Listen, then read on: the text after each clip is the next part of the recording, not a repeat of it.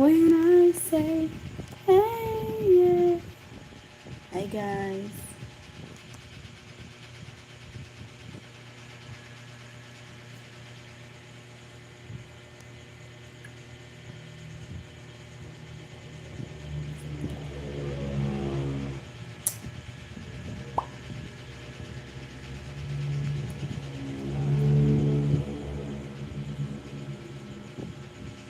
Hi, everyone.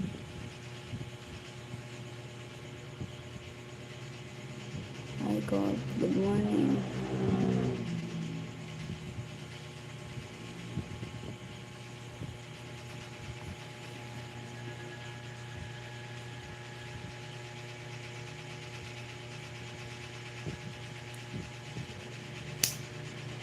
Lamok. Lamok. Mosquito.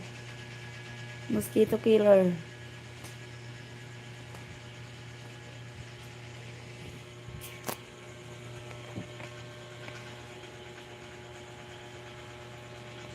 Good morning. You look very sleepy. No, I'm not sleepy.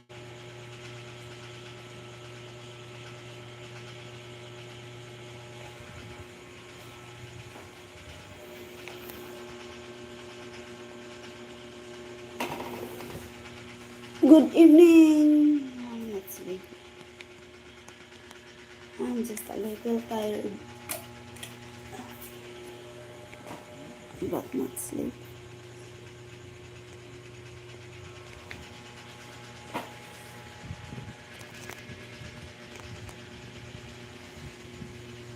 Hi to viewers.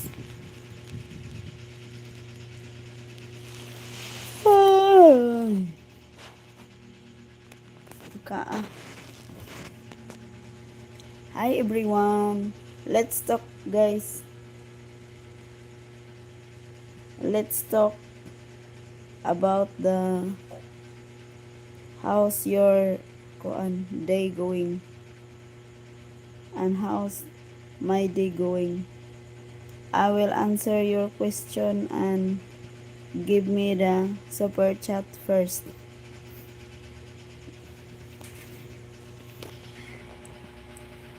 Ares.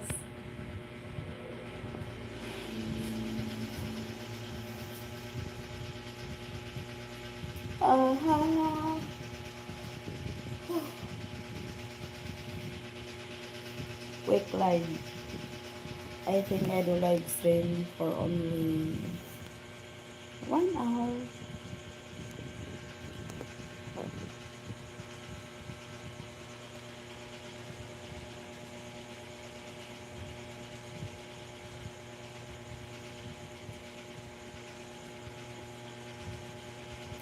Ay, darling.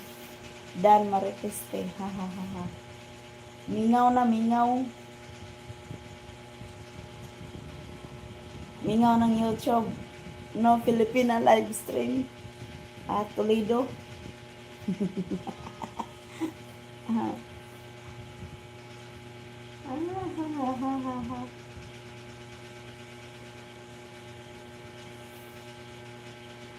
May pagmutan ako kuan. Play it.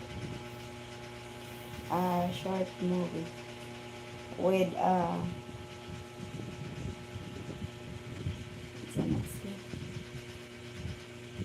sakit ng lubot eh. Sakit ng lubot.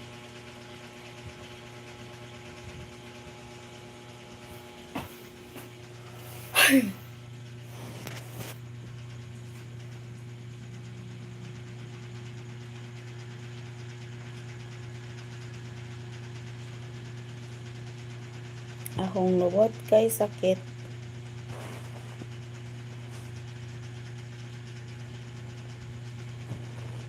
Ito na, buhok sa kabayo.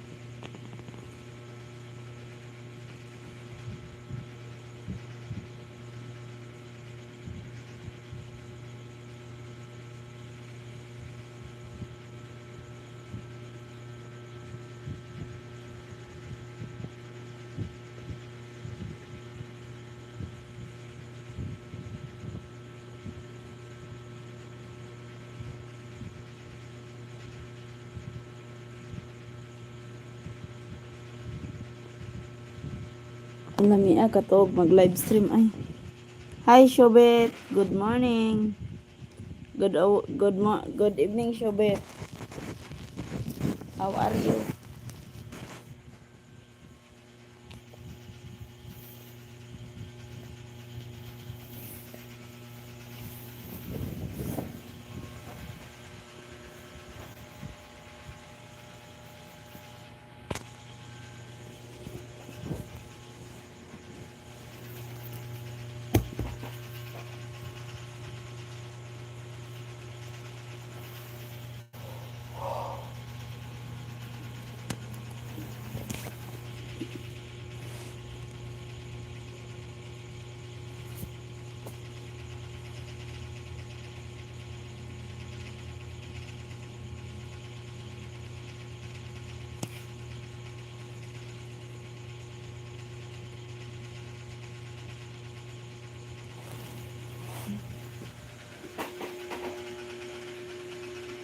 Hi Leighton Hussein.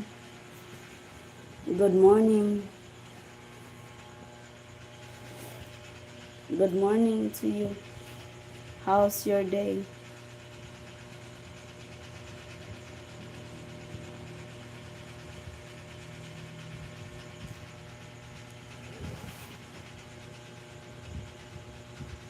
Oh, morning, good morning, good evening. Good evening, Leighton Hussein. Asa ka to ang ko ano? Ako lubot ba kay sakit ka ano?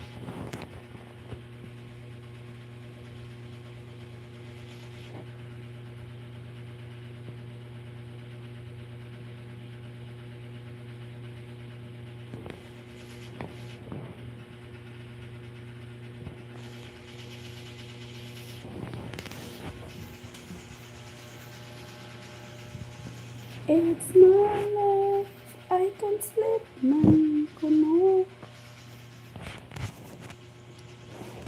Hi, Mr. Biglon. Good morning, Mr. Biglon. Yeah, I can't sleep. I cannot sleep. My back is very hot. Hi, Leighton. How are you?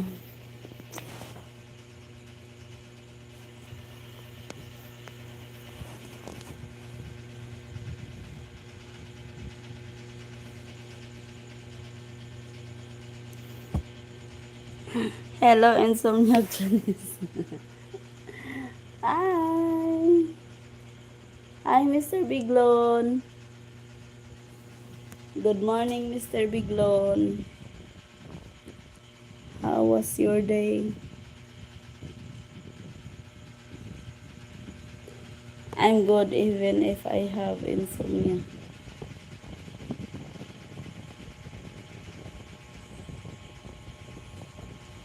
I like to sleep. Very cold.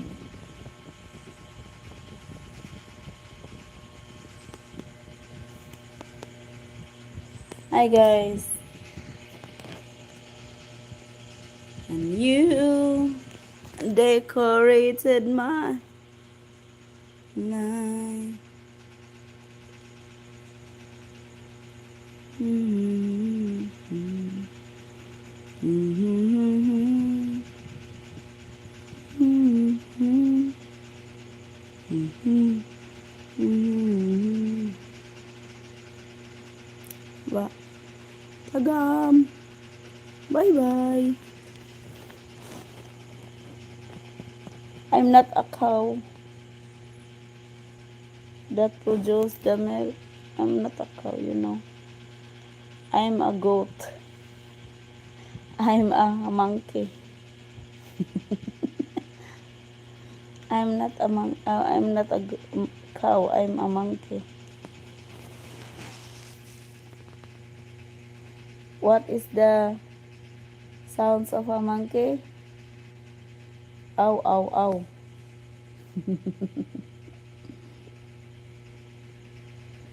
Hi everyone. I do live stream because I'm bored. Good night.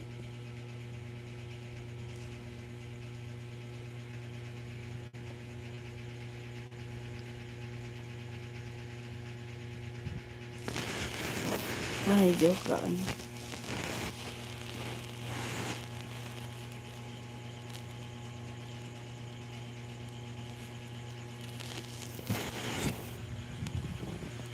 Gusto ko nang bumitaw. Oh, oh, yeah. Wala naman ako sa iyong puso. Una-una na nini.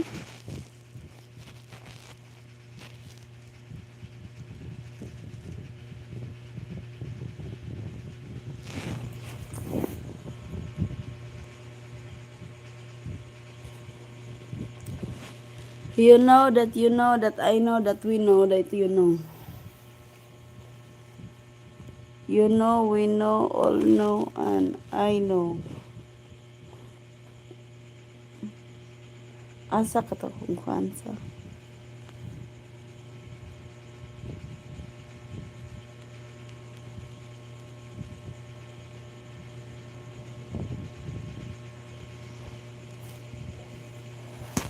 Agoy ay.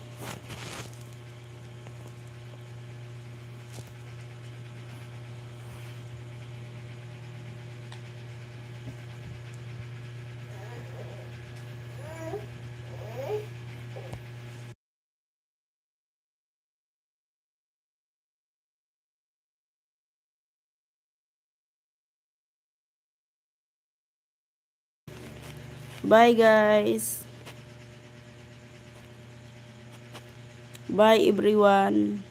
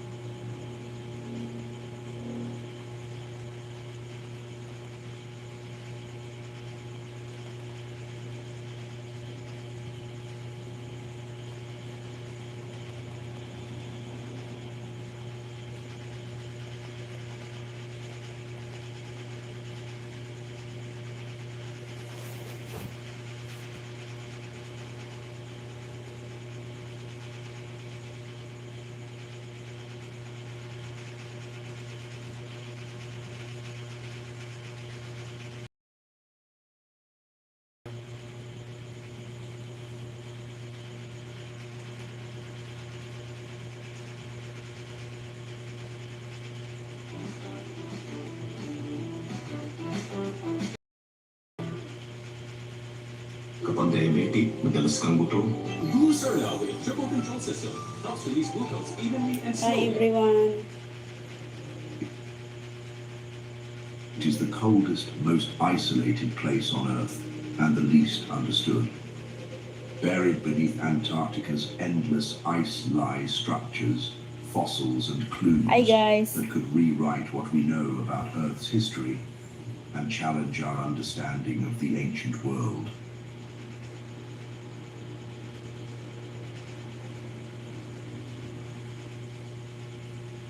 For centuries, Antarctica was nothing more than a blank space on ancient maps, an untouched, frozen world at the edge of civilization. Twice the size of Australia, larger than all of Europe, and holding 90% of the world's ice, Antarctica remains one of the least explored places on the planet.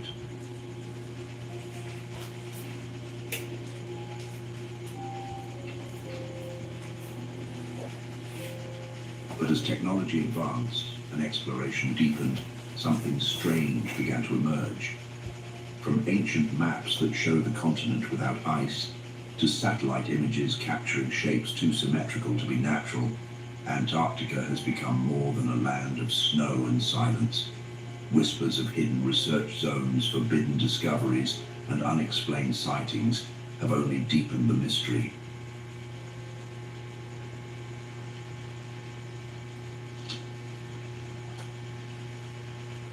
In this documentary, we explore what has been found on this continent, the stories passed down through history, and how they may connect to what lies beneath the ice.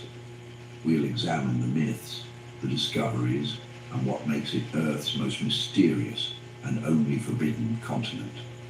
You'll hear the legends, see the evidence, and decide for yourself what Antarctica is truly hiding.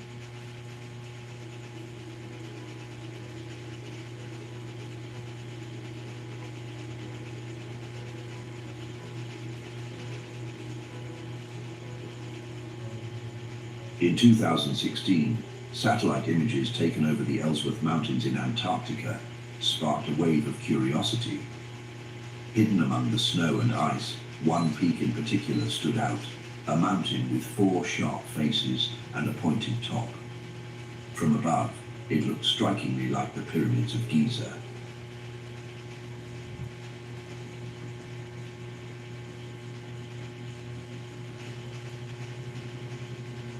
This pyramid-shaped formation is located in the southern part of the Ellsworth Mountains, a remote range not far from the Patriot Hills research base.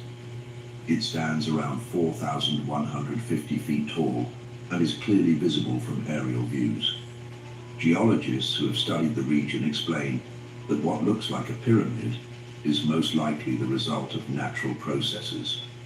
The mountain is what's known as a nunatak, a peak that sticks out above the ice.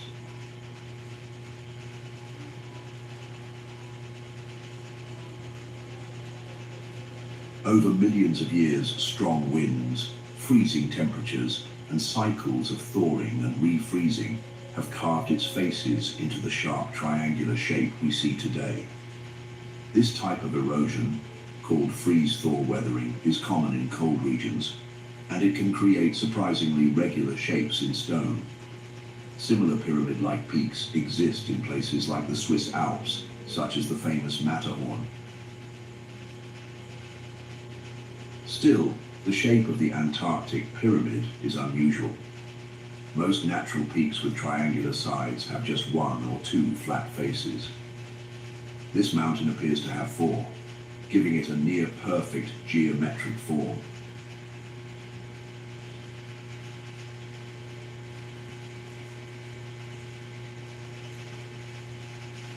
That's why some researchers and independent theorists believe it could be more than just a mountain.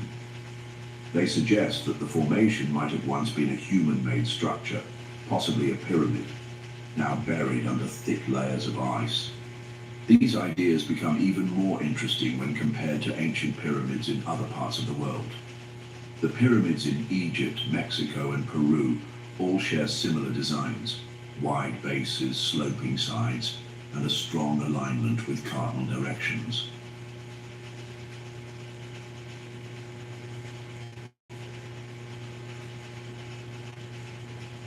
Some believe this pattern shows a shared understanding of architecture, possibly passed down from a single older source. Others suggest that early civilizations might have developed pyramid building independently, choosing this shape for practical reasons such as stability and symbolic power.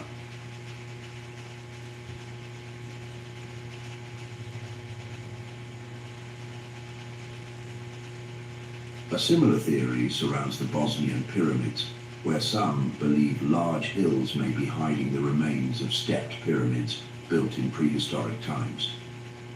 Though mainstream archaeologists reject these claims, supporters point to the smooth slopes and aligned corners as possible signs of artificial design. The same arguments are now being applied to parts of the Ellsworth Mountains. Observers claim that some of the nearby ridges and snow-covered hills may also hide pyramid-like shapes. On satellite images, several peaks appear to have near-symmetrical lines and square bases.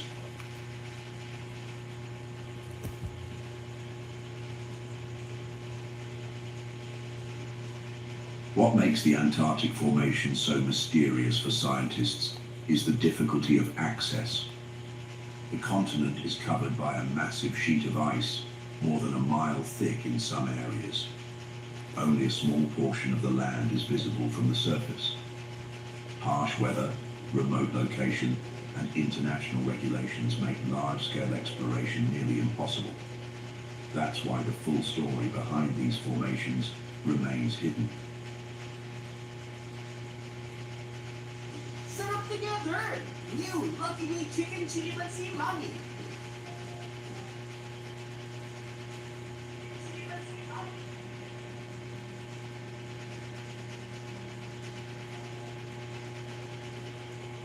In recent years, satellite technology has allowed scientists and researchers to observe Antarctica in greater detail than ever before. These high-altitude images have revealed more strange features scattered across the icy surface. Among them are large, dark shapes resembling doorways carved into mountain slopes, and even patterns that look like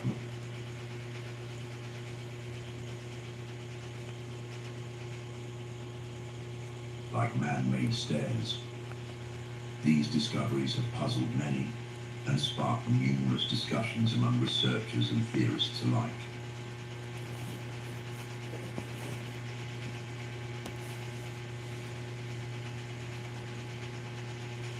One of the most talked about formations appears near a remote area of East Antarctica.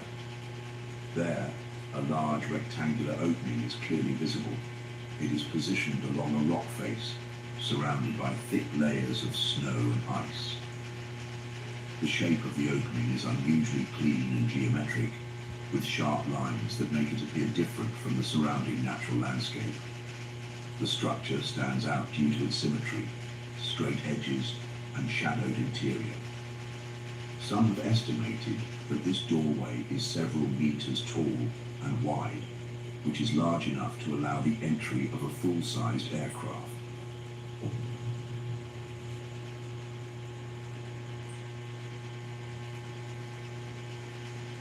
Experts in glaciology have offered natural explanations.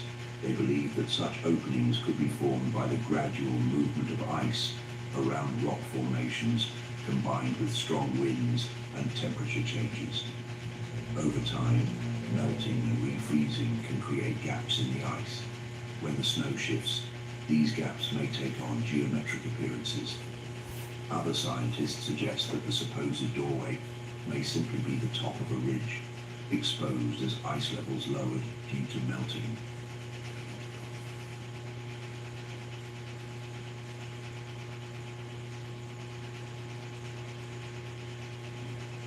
Another puzzling discovery is found on one of the southernmost islands near the Antarctic coast.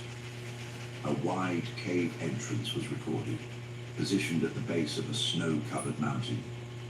The dark interior of the cave makes it impossible to see what lies inside, but what surrounds the entrance is even more curious.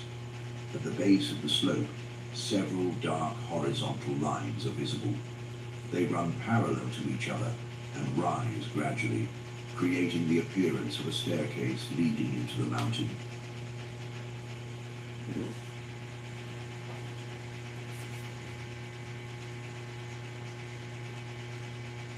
This stair-like formation is difficult to explain by current geological models. The natural layering of snow or rock does not usually create such clean step-like platforms. Some have speculated that these shapes could be the result of ancient collapses or uneven melting patterns. However, their even spacing and straight design suggest a more complex origin. The idea that such formations could be natural continues to be debated.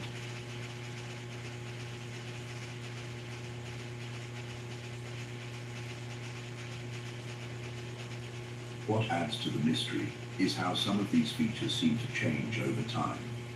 In some years, the openings and steps are clearly visible.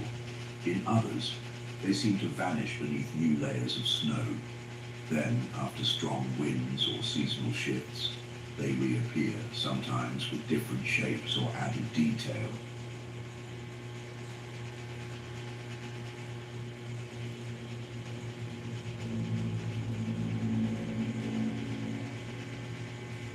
But in the distant past, Antarctica was not the frozen desert we know today. Long before it became a land of endless ice and howling winds, this continent may have been a place of forests, rivers, and life. A growing body of scientific evidence now points to a different image of this mysterious land, one that fuels both wonder and debate.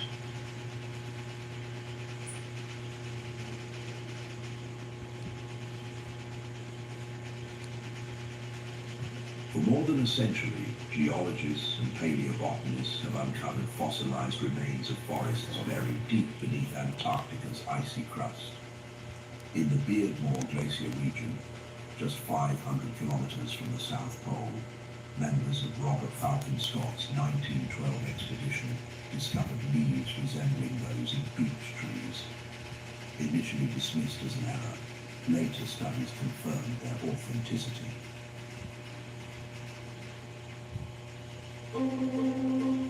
Since 2020, Vivo has been dedicated to bringing guides professional portrait experience to our mountains.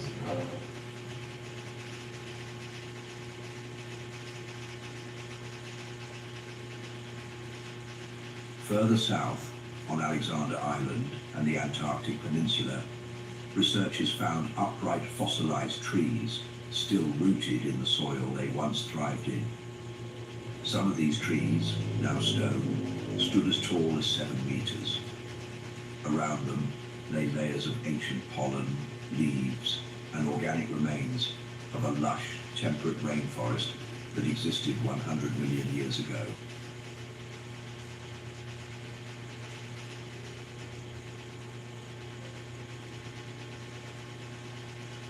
These forests were part of a larger landscape that included meandering rivers, wetlands, and coastal plains. Despite the continent's location near the South Pole, the global climate at the time was dramatically warmer.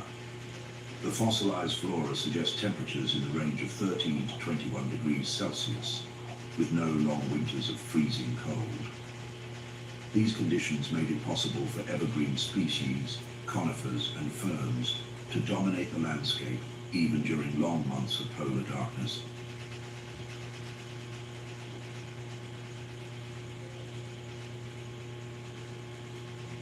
Recent drilling beneath the ice has confirmed what these surface fossils began to suggest. A team from Rice University uncovered ancient pollen deep within sediment layers off the coast of the Antarctic Peninsula.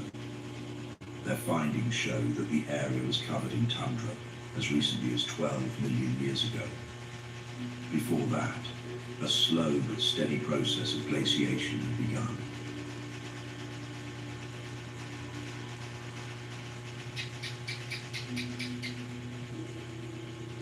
This evidence paints a clear picture.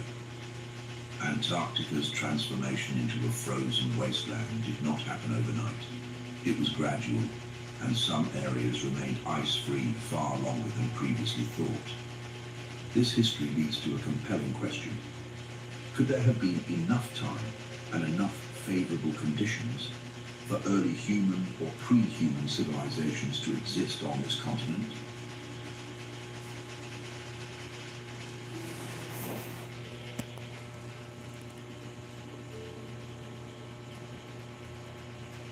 Mainstream archaeology strongly rejects this idea. The current scientific consensus is that Homo sapiens have only existed for about 300,000 years, and the Antarctic ice sheets have been in place for far longer, more than 14 million years based on the oldest known samples. And yet, isolated reports and controversial discoveries continue to stir debate.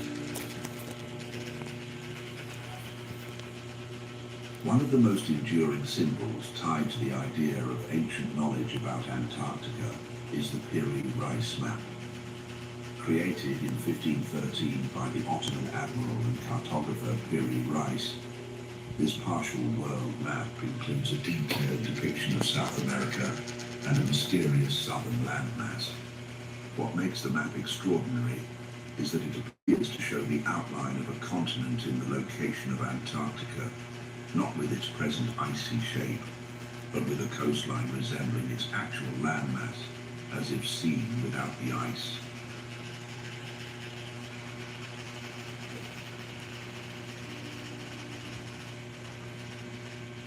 Supporters of the theory claim that such accuracy would have been impossible in the 16th century without access to much older source maps.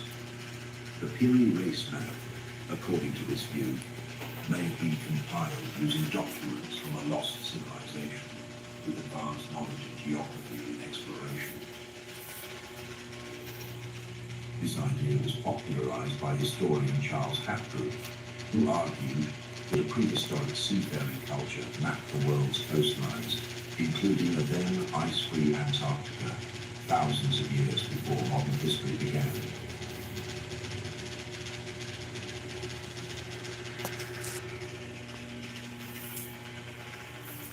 Hapgood's theories, while widely criticized in academic circles, gained traction in popular culture. He suggested that the Piri Reis map might reflect Antarctica as it looked during the last ice age, possibly around 10,000 to 4,000 BC, a time when, he believed, parts of the continent could have been free of ice.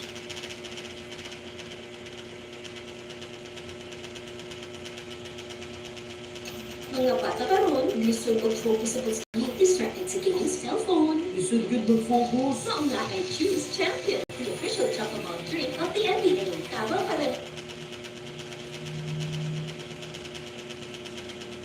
For many, the accuracy of the South American coastline on the Piri Reis map is undeniable for its time. The presence of a large southern landmass, whether real or theoretical, reflects an early belief in Terra Australis, the unknown southern continent. Though later explorers would confirm Antarctica's existence, the question of how ancient cartographers envisioned it and how they may have interpreted older sources is still a mystery.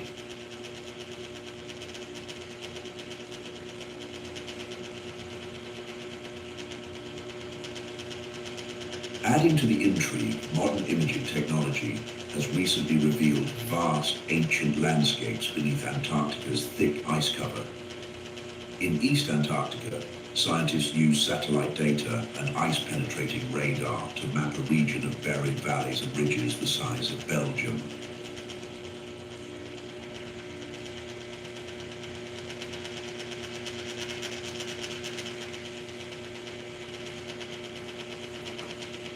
This landscape, once shaped by rivers and weather, remained untouched for at least 14 million years.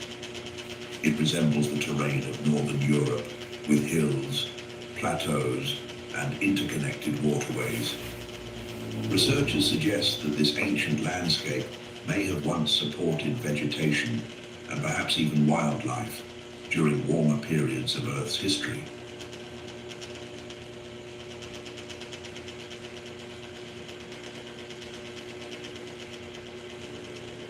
But something changed drastically.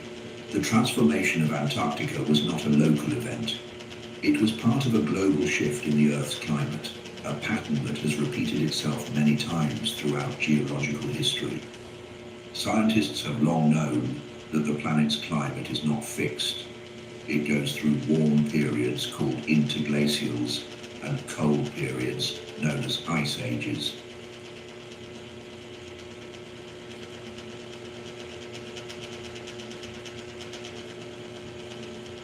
The last major ice age began around 2.6 million years ago and reached its peak about 20,000 years ago.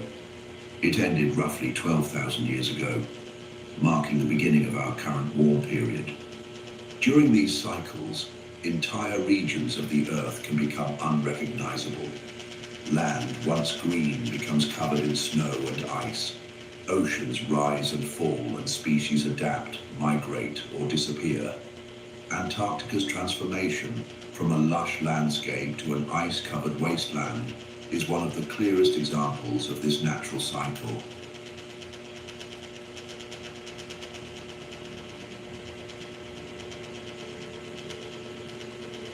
But there is another factor that may have played a role in this dramatic shift: the movement of Earth's axis. Known as true polar wander or crustal displacement, this theory suggests that the entire outer shell of the Earth can move over the inner layers, shifting the position of the geographic poles. Unlike the more gradual changes of axial tilt or precession, true polar wander could happen more rapidly, pulling entire continents into new climate zones.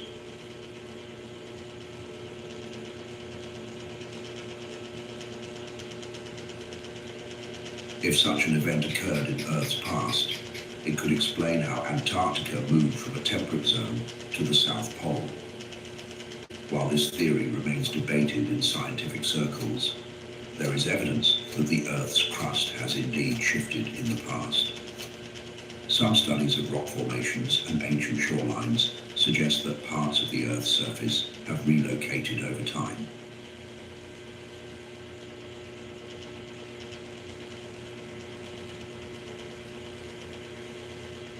Among the more speculative ideas surrounding such shifts is the prophecy of Edgar Cayce, often called the Sleeping Prophet. In a series of trance readings during the early 20th century, Cayce claimed that a major transformation of the Earth was coming. He spoke of dramatic changes in climate, rising seas, and the sinking of entire regions. One of his most striking predictions was that Antarctica, long thought to be lifeless and barren, would become fertile and inhabited again.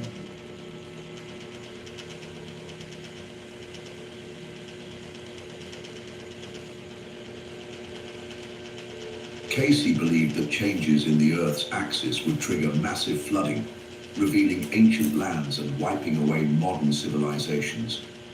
He spoke of a time when Antarctica would once more support life, when its frozen lands would thaw and become green again.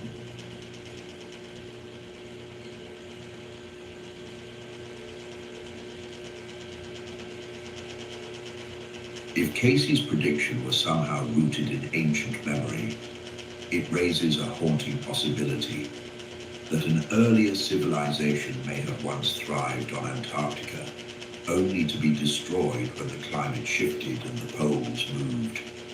Could the ice be hiding not just the remnants of ancient forests, but also the traces of a forgotten people?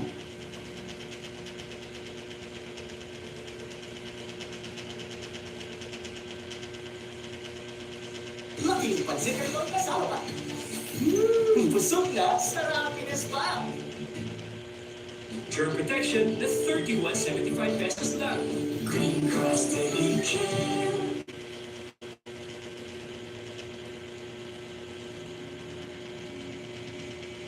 Apart from all this, the Forbidden Continent hides many more secrets. One of them is Antarctica's subglacial lakes, hidden bodies of water trapped far below the surface, isolated from the outside world by kilometers of solid ice. Among them, the most famous is Lake Vostok. This vast freshwater lake is buried nearly 4,000 meters beneath the East Antarctic ice sheet.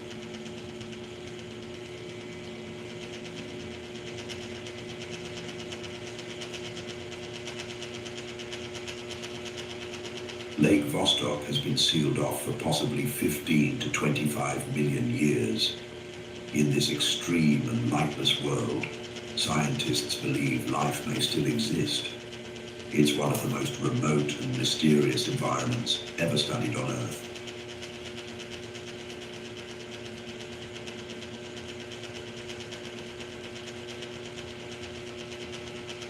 When Russian scientists finally reached the surface of the lake in 2012, after drilling for over a decade, they broke through to a world that had not been touched by air or light since long before humans walked the planet.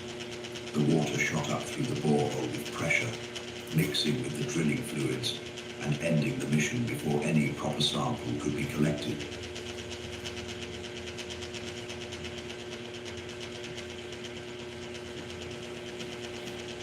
Lake Vostok is not alone. More than 400 subglacial lakes have now been identified across the continent. Some are as large as cities, others are small and temporary, filling and draining like unseen reservoirs beneath the ice. These lakes are kept liquid, not by the sun, but by heat from the Earth's interior and the insulating pressure of the ice above. They are connected by an underground network of subglacial rivers, creating what some scientists call a frozen wetland.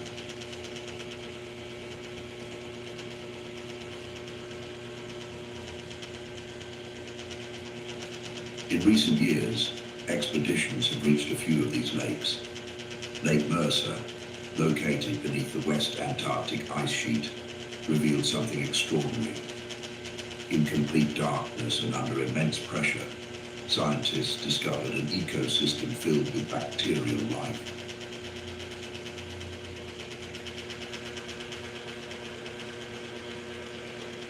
Despite the lack of sunlight, oxygen, and surface nutrients, these microorganisms were not only alive but thriving. Some researchers believe these lakes could even support higher life forms like tiny animals, similar to tardigrades or microscopic worms.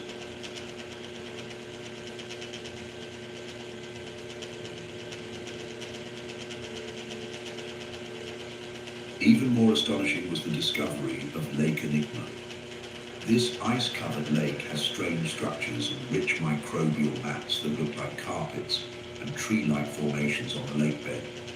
These ecosystems include bacteria that had never been seen in such environments before. Some of them survive by forming relationships with other microbes, either cooperative or parasitic. It's a level of biological complexity that surprised even the most experienced researchers.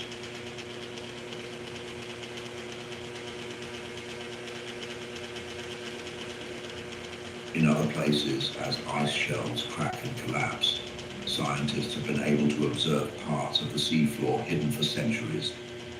One such event exposed an ecosystem beneath the George VI ice shelf, in an area that had been covered by ice for possibly hundreds of years.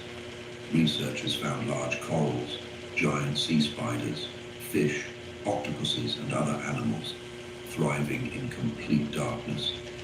The size and age of these creatures suggest they had lived there for decades, undisturbed, relying on nutrient flows carried by deep ocean currents.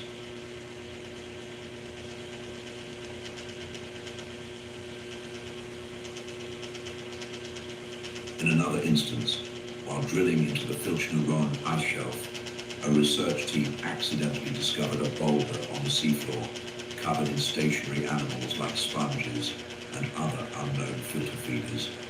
These creatures were found 260 kilometers from the nearest source of sunlight, in a location where scientists never expected life to exist.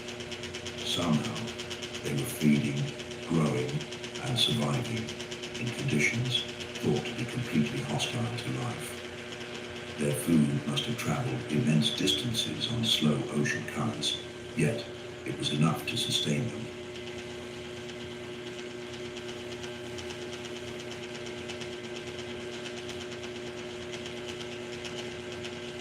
However, despite the scientific breakthroughs, access to Antarctica remains extremely limited. Harsh conditions, political agreements, and environmental protections make large-scale exploration nearly impossible. Most of the continent is still untouched. Vast regions remain unexplored. And yet, from the few windows scientists have opened into this frozen world, it's clear that Antarctica is not dead.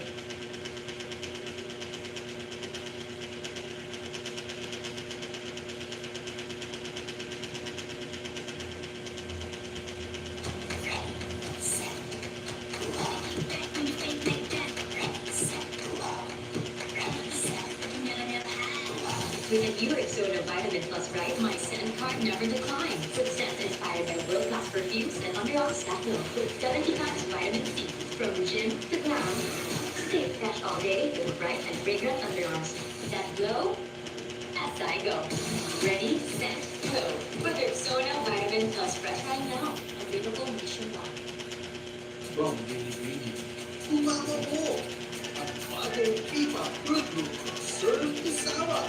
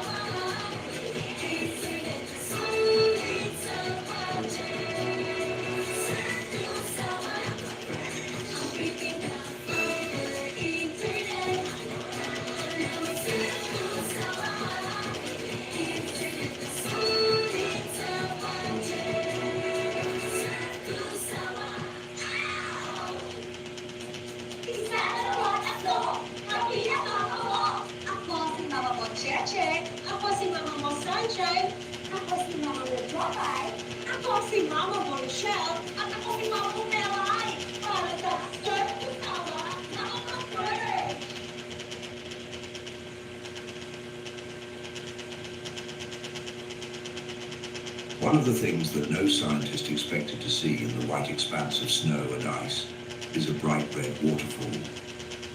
Deep in the McMurdo dry valleys of Antarctica, this is exactly what flows from the front of the Taylor Glacier. Known as blood falls, this vivid and surreal feature is one of the strangest natural phenomena on the frozen continent.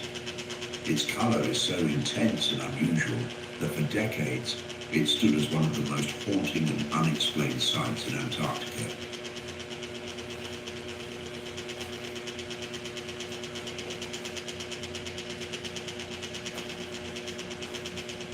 At first glance, Blood Falls looks like something out of a science fiction story, as though the glacier itself is bleeding. The waterfall stands 5 stories high, and its deep red hue appears to stain the surrounding ice like an open wound. Surrounded by one of the driest and coldest deserts on Earth, this scarlet outflow is not only shocking in appearance, but also in what it represents.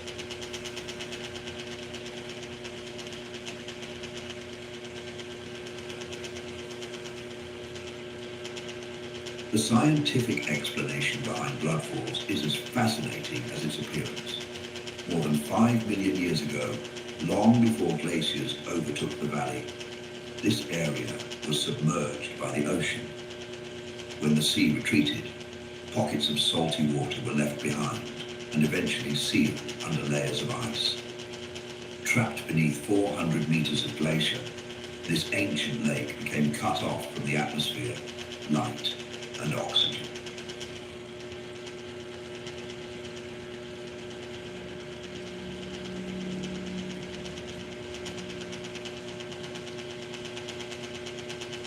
Over time, the water grew saltier and more concentrated with iron and other minerals from the surrounding rock.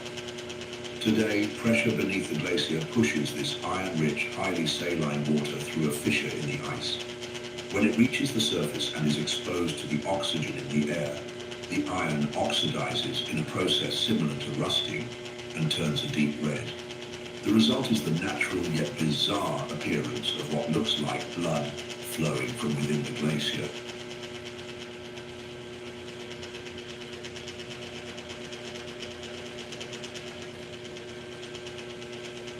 But the story of blood falls doesn't end with its chemistry. Hidden within its iron-rich waters is an isolated ecosystem of microscopic life. Scientists have discovered extremophile microorganisms that survive in complete darkness and without oxygen, feeding instead on iron and sulfur. These microbes have evolved in extreme isolation, offering rare insight into how life can exist in the harshest environments on Earth, and possibly in similar conditions on icy worlds like Europa or Enceladus.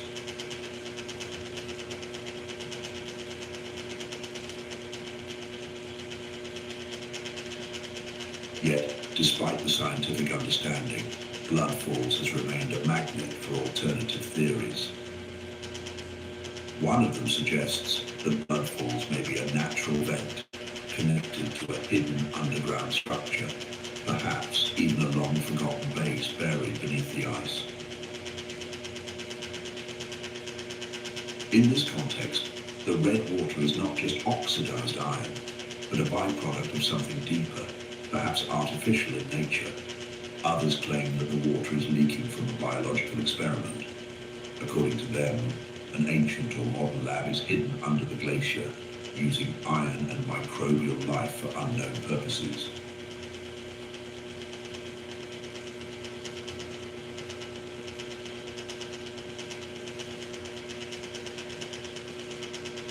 Although scientists continue to work tirelessly to explain the mysteries of Antarctica, there remain stories that defy logic and challenge what we know. Beyond the glaciers and subglacial lakes, beyond the fossils and ancient landscapes, lie stories that suggest this frozen land may still hold secrets far stranger than science has yet acknowledged.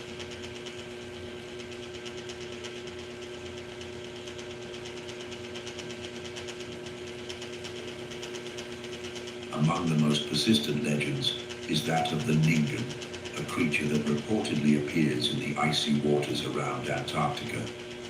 Described as a massive pale white being with a humanoid shape, the Ningen is said to be up to 30 meters long.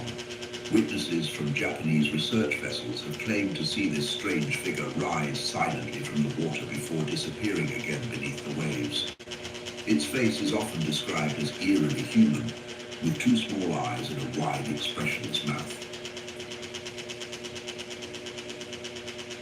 Ang batang video, may gagaling pa sa tulong ng new laptop 3 Plus. May dagdag DJ tulong para gagdagalin. Kuya, supli. Galing-galing. Talagang Vivo Plus sa tulong ng laptop 3 Plus. Vivo V60 is pro in every way.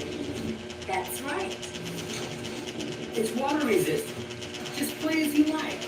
And it can eject water with just one tap.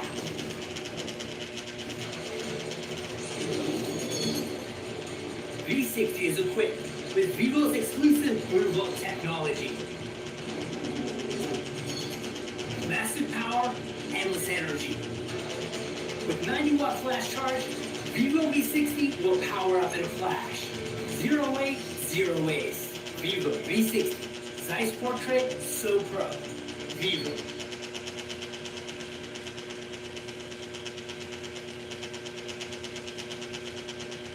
Some versions of the story depict the Ningen with arms and hands. Others describe it more like a smooth, finned sea creature, barely distinguishable from the icebergs that drift nearby. The first modern mention of the Ningen appeared in Japanese online forums in the early 2000s, but the legend quickly took hold in popular culture. Some believe the creature may be an unknown form of marine life, perhaps a relic from a time when Antarctica was warm and full of life.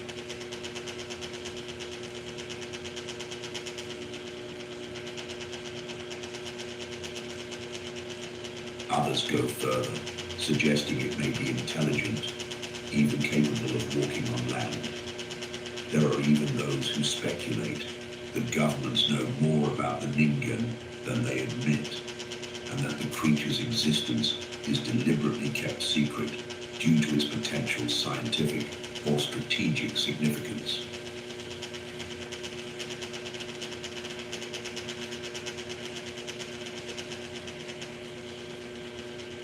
Another creature of legend, far older and more widespread, is the Kraken.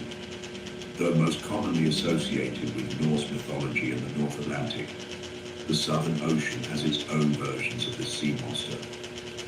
In 2016, satellite imagery near Deception Island showed a long shadow in the water that many believed resembled the legendary beast.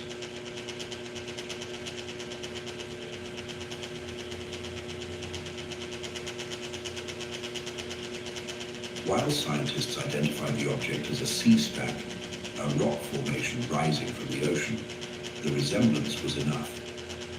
Given that colossal squid, the largest of their kind, inhabit these depths, it is not hard to understand why the idea of giant sea creatures continues to flourish in the Antarctic's dark waters.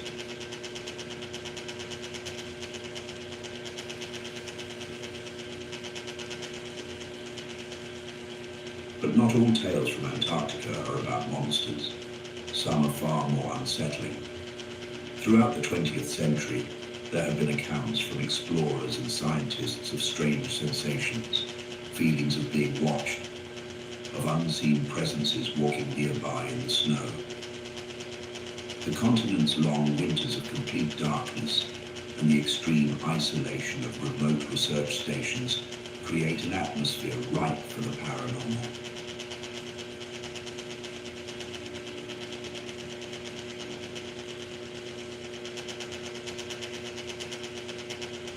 One of the most famous stories comes from Sir Ernest Shackleton himself. He was the legendary British explorer who led multiple expeditions to Antarctica during the heroic age of Antarctic exploration. In 1916, during a desperate trek across South Georgia Island, he reported the sensation that a fourth member was walking with his small group, even though only 3 were present. Later, both of his companions confirmed they had felt the same.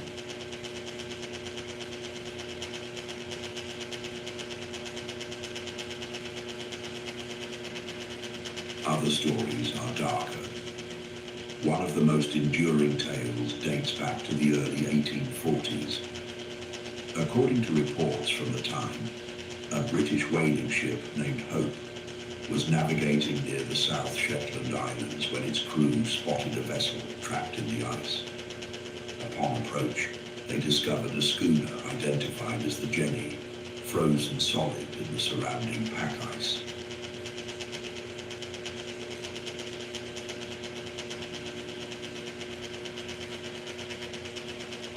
What they found inside would mark the story as one of the most unsettling in polar lore.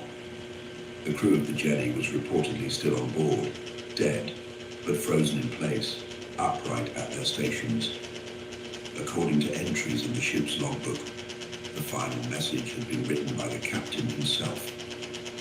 May 4th, 1823. No food for 71 days. I am the only one left alive. The Hope documented the discovery, but left the vessel undisturbed, locked in the ice. The Jenny was never seen again.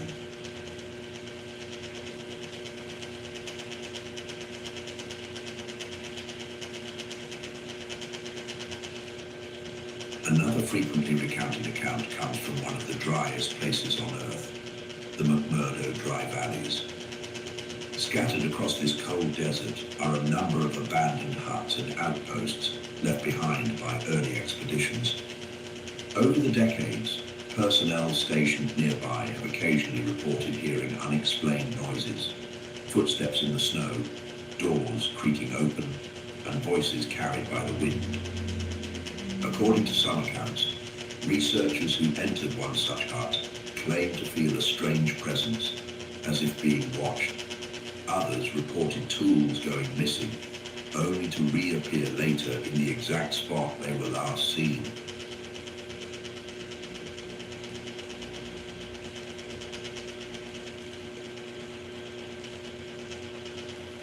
Scientists often explain these experiences as the result of extreme isolation, harsh environmental conditions, and the psychological effects of working in one of the most desolate places on the planet.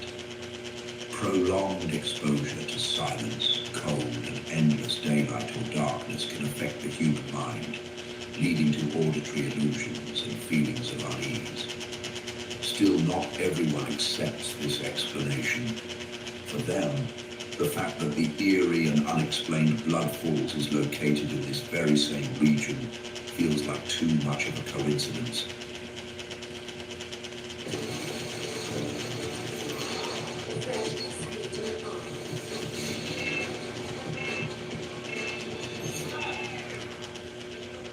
Ang bago ng hair ko, amoy uso na pawis. Buti na lang nag-adjust hair freshener. Just a few sprays, freshen, trigger ulit ang hair ko mag-adjust. I'm ready.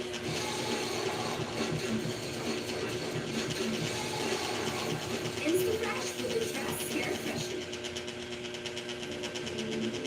Dreams do come true. Gold. Nasa McDonald's new golden chicken curry fillet. So flavorful, so sarap. Sulit busog, ilang beses na.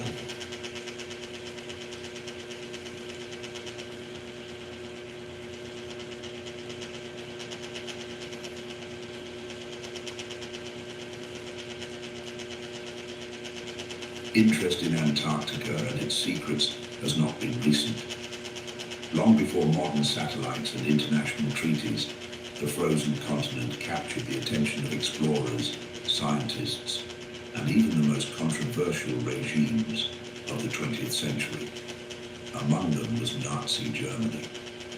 In the years leading up to the Second World War, the Antarctic frontier became the focus of an ambitious and largely forgotten expedition that would later become the center of countless theories.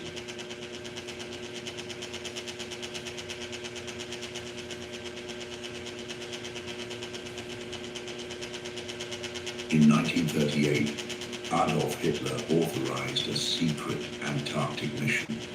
The goal, on the surface, was resource-based. Germany, preparing for the possibility of war, was searching for ways to reduce its dependence on foreign imports. Whale oil, essential for producing margarine, soap, and other fat-based products, was in high demand.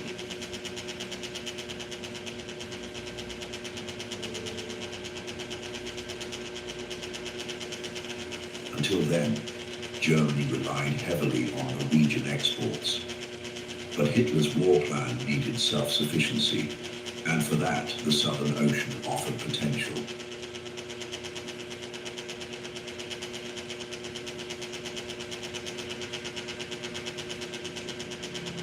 The expedition was organized quickly.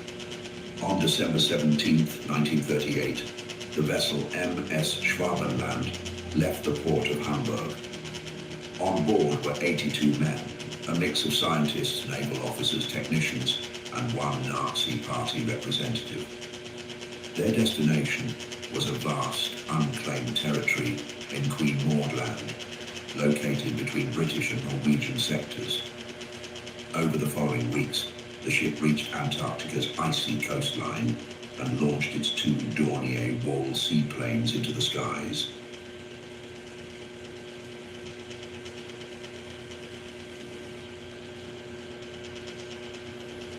The aircraft surveyed enormous stretches of land, dropping aluminum darts marked with swastikas to assert territorial claim.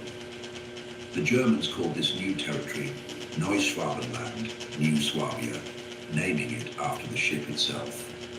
In total, the expedition mapped over 600,000 square kilometers, significantly expanding the known geography of that part of the continent. Some of the photographs were taken in color, a rarity at the time, and many remain valuable scientific records.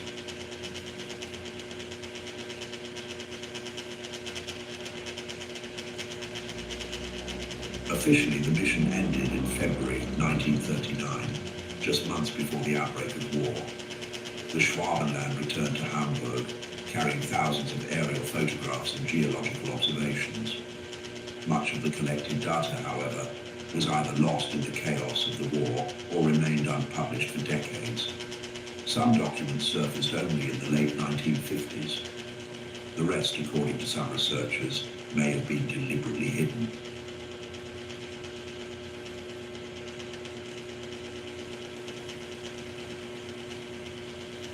It is here that the mystery begins.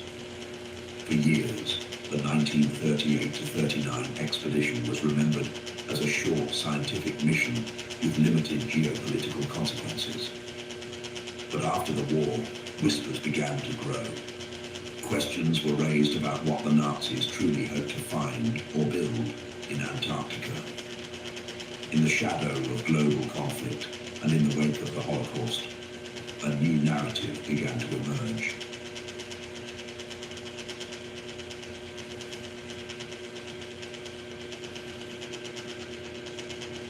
Some believe that Germany's interest in Antarctica went beyond whale oil and maps. According to post-war rumors, the real purpose of the expedition was to establish a permanent foothold on the continent, a hidden base far from the reach of enemy nations. This alleged installation, buried deep beneath the ice, would serve as a safe haven, research facility, or even a last redoubt for the Nazi elite in the event of defeat in Europe.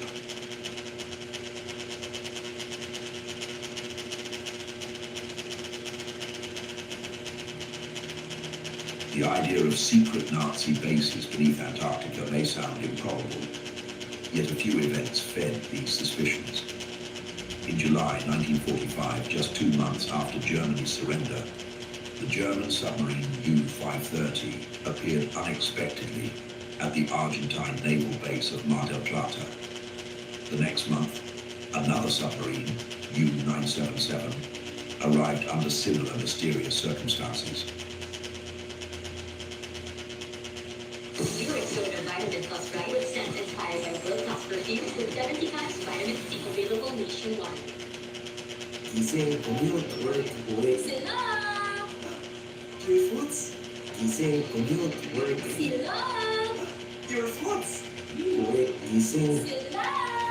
your foods? Paulit-ulit mo kasasabitan ang Pure Foods Pinoy favorites. Load na lang ng goodness, expertly flavored, pero pandemic sa sarap. Paulit-ulit na sabik sa silog, sabik sa bawat araw. Pure Foods Pinoy favorites.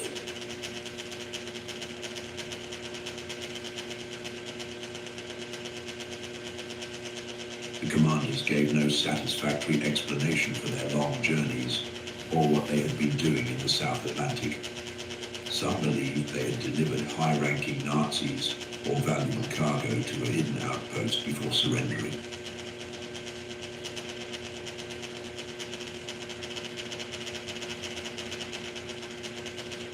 To this day, no physical evidence of a Nazi base in Antarctica has ever been found.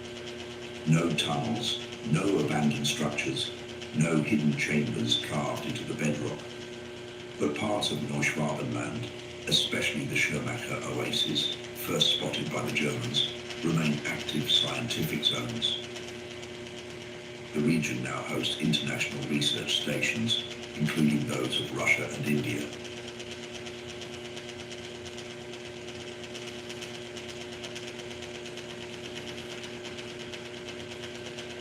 The story deepened with Operation Highjump. In 1946 and 1947, the United States launched the largest Antarctic military expedition in history. Led by Admiral Richard E. Byrd, it involved over 4,700 men, 13 ships, and dozens of aircraft. Officially, it was a scientific mission aimed at training and mapping. But the scale and urgency of the operation sparked speculation that the US Navy was responding to more than just geography. Some theorists suggest that Byrd's fleet was sent to investigate or eliminate a Nazi presence still active on the continent.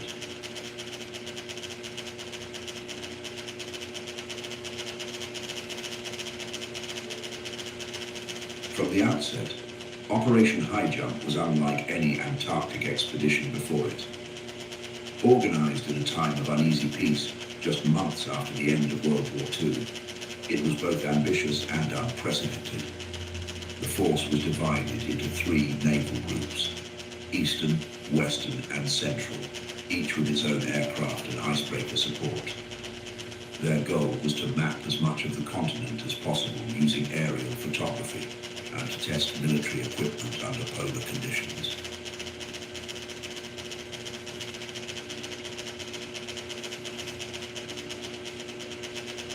Rear Admiral Richard H. Crustal commanded the task force, but it was Byrd, now an experienced polar explorer and a decorated naval officer, who once again became the public face of America's presence in Antarctica.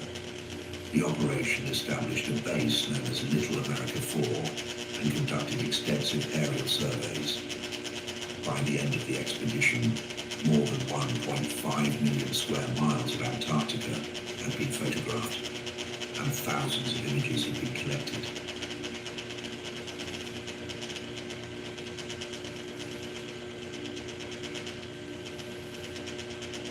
However, it wasn't the photography that drew global attention.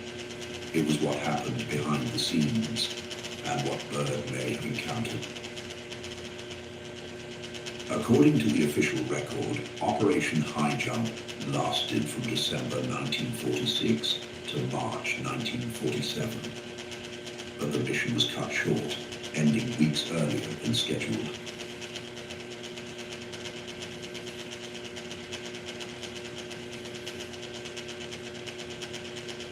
This abrupt departure gave rise to a wave of questions, reports of damaged aircraft, unexplained losses, and unusual encounters, fueling rumors that something had gone wrong.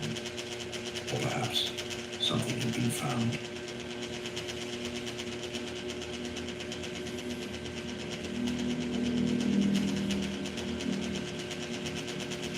Among the more persistent theories is that the mission had a hidden agenda: to locate a rumored underground Nazi base near the Queen Maud land region, the same territory explored by the German New Swabia expedition. Proponents of this theory point to the high number of military personnel involved and the presence of advanced technology, including aircraft capable of long-range reconnaissance. They also reference unexplained air crashes, including the fatal loss of the Martin PBM-5 flying boat George I, which claimed the lives of 3 crewmen.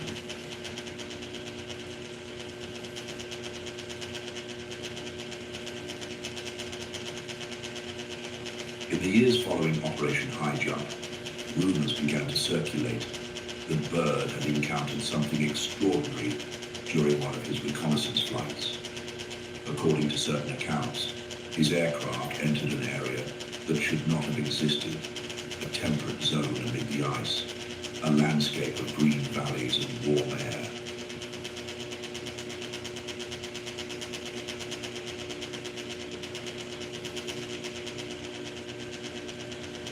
Some sources claim he saw not just a change in climate, but in reality itself, unknown flying objects in the sky, and even contact with beings from an advanced subterranean civilization.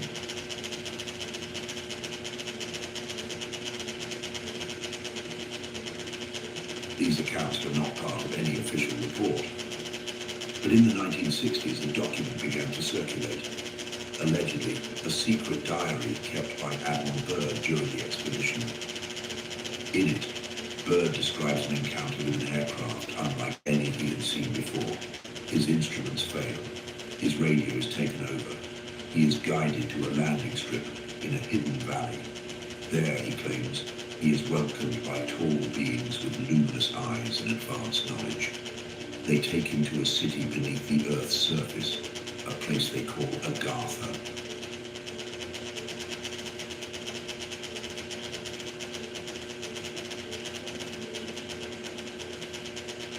Agartha is a mythical kingdom said to exist within the Earth itself, a concept tied closely to the hollow Earth theory. According to these beliefs, our planet is not a solid sphere, but a layered shell containing vast inner spaces, cities, and even oceans.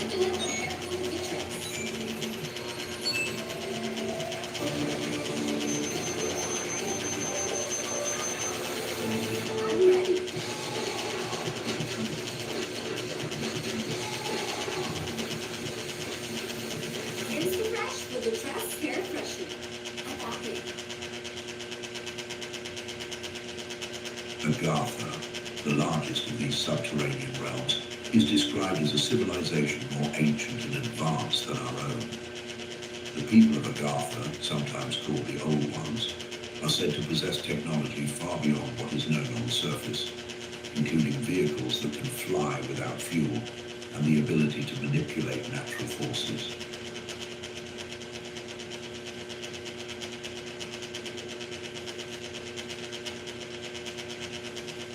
This idea has appeared in stories and myths across many cultures.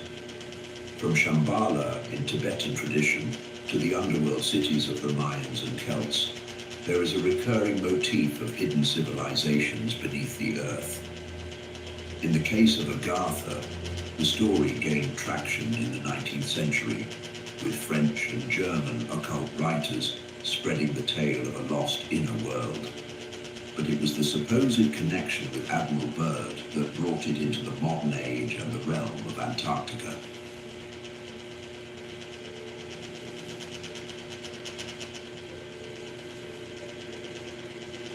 According to the diary, the Agarthians warned Byrd about the growing danger of nuclear weapons and the direction of human society. They claimed to have observed surface civilization for centuries and feared its destructive potential. Byrd was told to return to his superiors with their message, a call for peace and balance, and then sent back through the ice.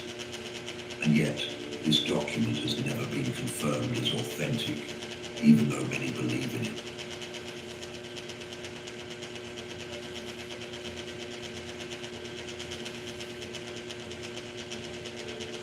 Some people think the diary is fake. They say Byrd never said anything like that himself, and there's no official proof that such an event happened.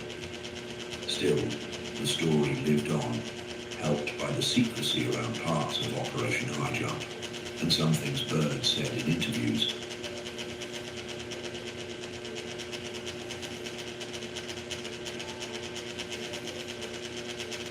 In a rare interview published in Chile in March 1947, Byrd talked about how important Antarctica could be in the future. He warned that one day the US might be attacked from over the polar regions. Some people think this was his way of hinting at what he saw down there.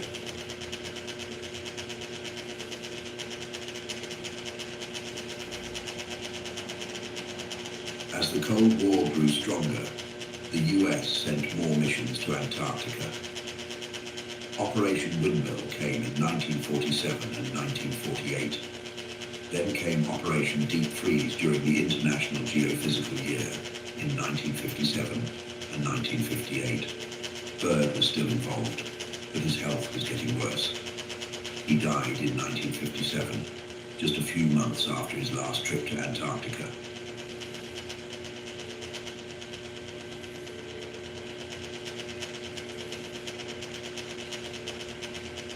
To this day, the full story of Operation Highjump remains a subject of speculation.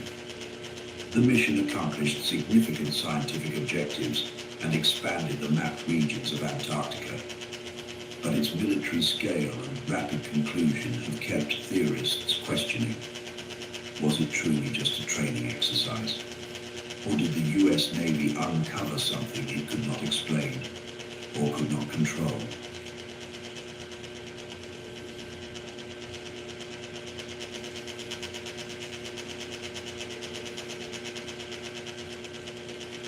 In the final years of World War II, and especially after it ended, strange stories began to spread. These stories spoke of unusual flying machines, objects that didn't look like any aircraft people had seen before. Witnesses described them as silent, incredibly fast, and shaped like discs. At first, many thought these were just rumors, but in the years following the war, reports of unidentified flying objects began to appear across the world.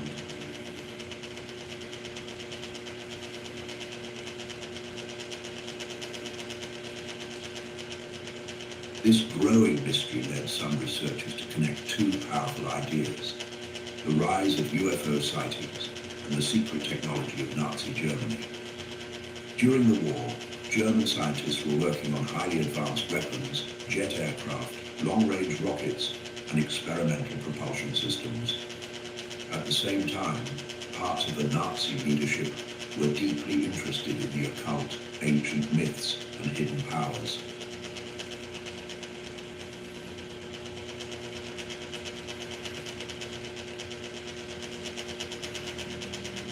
Within that world of secrecy and belief, certain underground groups are often mentioned.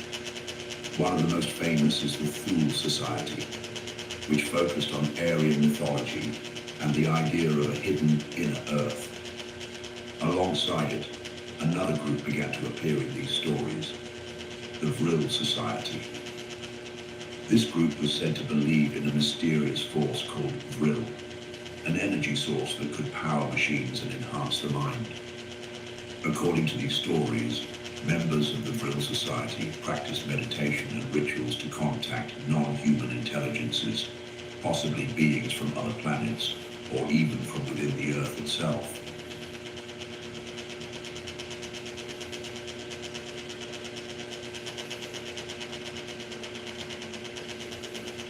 Some theories suggest that these ideas were not only spiritual, but also applied to real technology. Certain Nazi scientists are said to have tried turning these beliefs into working machines. Three names appear frequently in these stories: Hanabu, Vril, and Die Glocke, meaning the bell. These were supposedly experimental aircraft, disc-shaped, silent, and powered by unknown forms of energy, possibly even anti-gravity.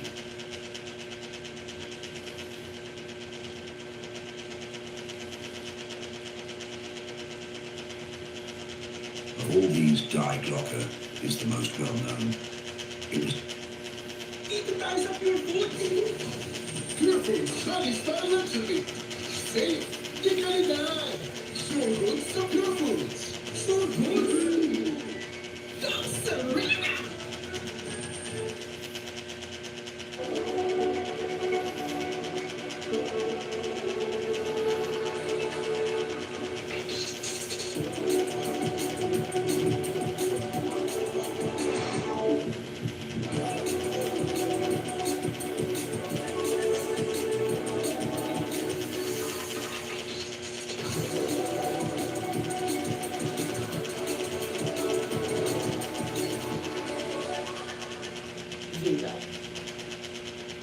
It was described as a bell-shaped machine that gave off a strange glow and made eerie noises. Some claimed it could fly without wings. Others believed it had the power to manipulate time or space. Much of this comes from later writers, and there is little physical evidence. But the idea remains one of the most famous parts of the Nazi UFO theory.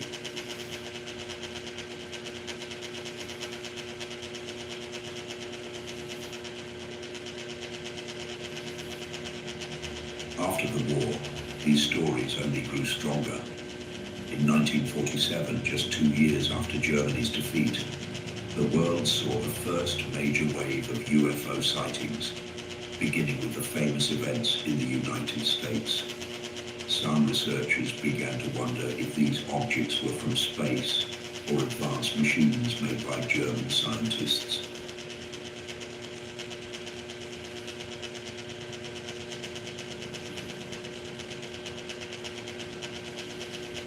That same year, the United States launched Operation Paperclip, a secret program that brought hundreds of German scientists to America. These scientists, many of whom worked on Nazi weapons programs, went on to help develop US rocket systems and advanced aircraft. Some believe they also brought hidden knowledge about flying disc technology.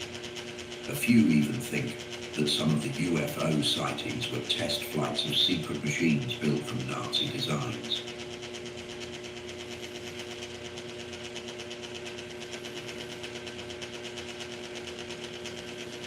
The Soviet Union also captured scientists, documents, and equipment. Both superpowers were racing to master any technology that could give them an edge during the Cold War. If disc-shaped aircraft really existed, they may have ended up in top-secret military programs in either the US or the USSR.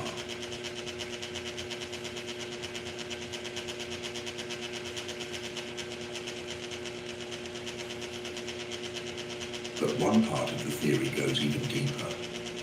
Some believe that the Nazis didn't build these machines alone, that they had help. According to these stories, Nazi leaders made contact with non-human beings. These beings, whether from another planet or another dimension, shared their knowledge in secret.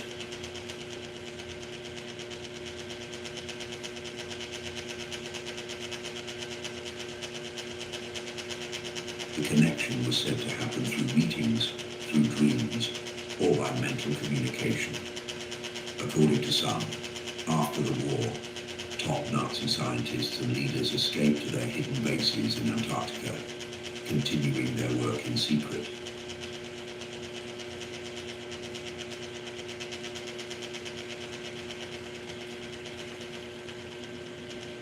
In the decades that followed, books, magazines, and television shows helped spread these ideas. Theories linking Nazi science, UFOs, and aliens grew more detailed and more dramatic. Some claim the Nazis worked directly with extraterrestrials. Others say they discovered lost technology from ancient civilizations, remnants of a forgotten world.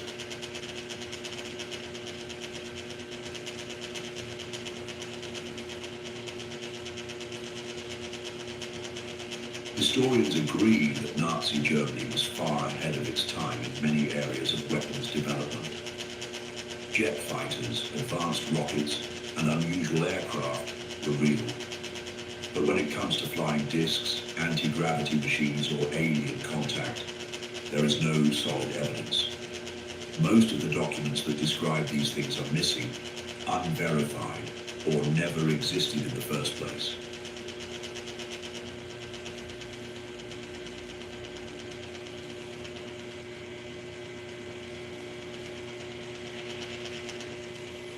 However, stories like this have never disappeared. If anything, the age of satellites and high-resolution imaging has brought even more attention to the mysterious corners of Antarctica. Today, sightings of strange objects, unusual formations, and unexplained shapes on the icy continent are more frequent than ever. With the help of platforms like Google Earth, everyday users around the world are now able to scan the frozen wilderness from their screens.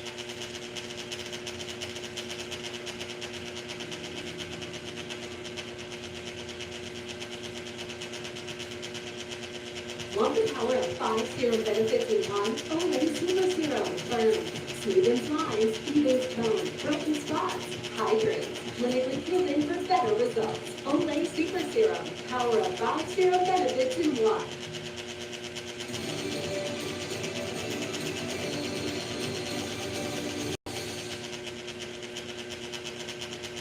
In recent years, one particular image from the southern Atlantic sector of Antarctica drew international attention.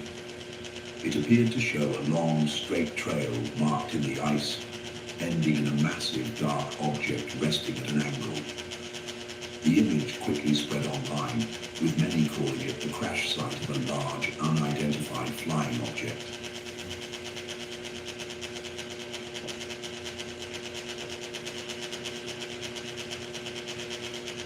The visible trail suggested movement across the ice, and the shape of the object, partially buried, half exposed, was enough to ignite a wave of theories. Some believed it was a secret aircraft. Others suggested something not of this world.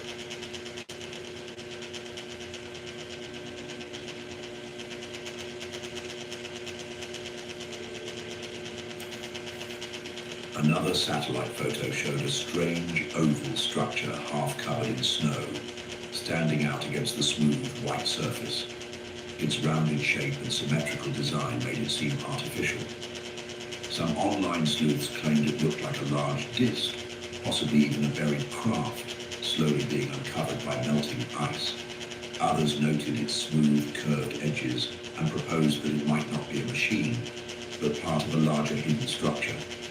Theories began to spread, suggesting it could be an entrance to an underground facility.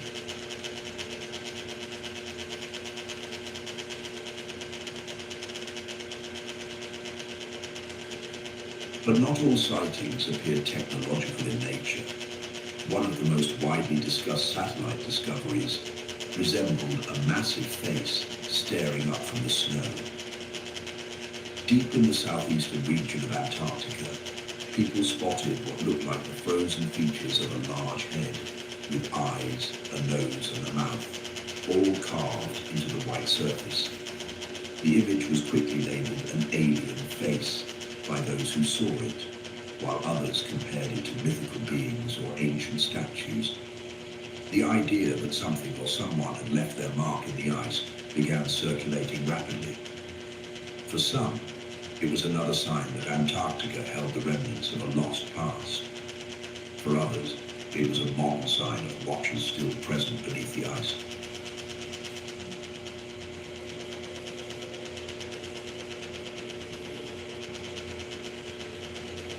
Elsewhere on the continent, a satellite view of a lonely iceberg caught attention when it appeared to resemble a large ship, tilted and half submerged in the sea ice.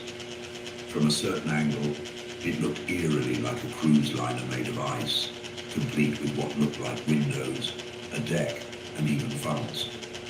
While no one claimed it was an actual vessel, the sharp geometric lines of the formation led to suggestions that it had been shaped or perhaps constructed by intelligent design. Theories ranged from secret engineering experiments to abandoned relics from an unknown past, locked in ice and slowly being revealed.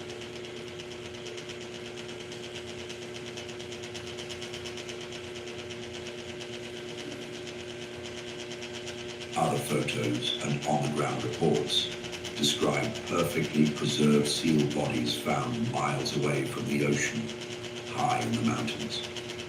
These mummified remains, sometimes hundreds or even thousands of years old, were found far from any known migration paths. No one fully understands how or why the animals ended up there, or what drew them so far inland.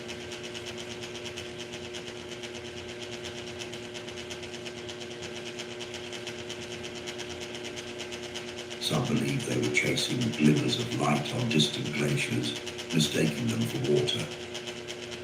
Others suggest that the remains mark something more unusual, perhaps a change in climate long ago, or paths that existed when the land was different. To some, they are natural puzzles. To others, They are silent clues left by the past.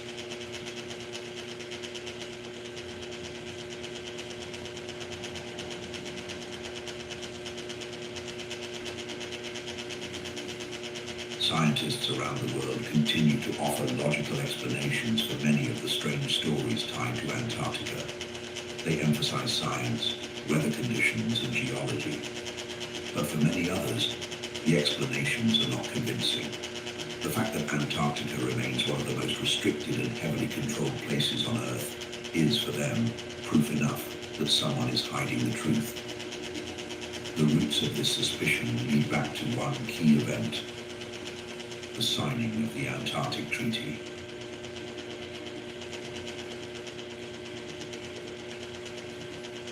With the Uric Soda Vitamin Plus Right, my send card never declines.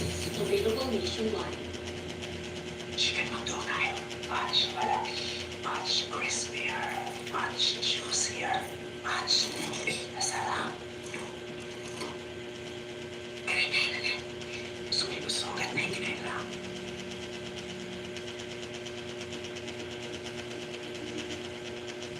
On December 1st, 1959, just as the Cold War was beginning to heat up, 12 nations came together in Washington, D.C. to sign a treaty that would change the future of Antarctica. These countries, among them the United States, the Soviet Union, and the United Kingdom, had all been involved in scientific research during the International Geophysical Year of 1957 to 58. What they signed was short in length, just 14 articles. But the agreement would soon become one of the most unusual and effective diplomatic arrangements in modern history.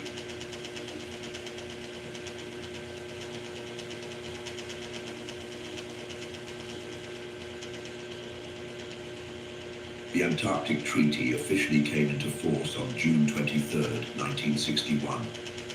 It declared that the entire continent south of the 60th parallel would be used only for peaceful purposes. Military activity was banned, so were nuclear tests and the dumping of radioactive waste. Scientific research was to be free and open to all signatories. Countries could not make new territorial claims or expand existing ones, and anyone conducting research had to share their findings with the world.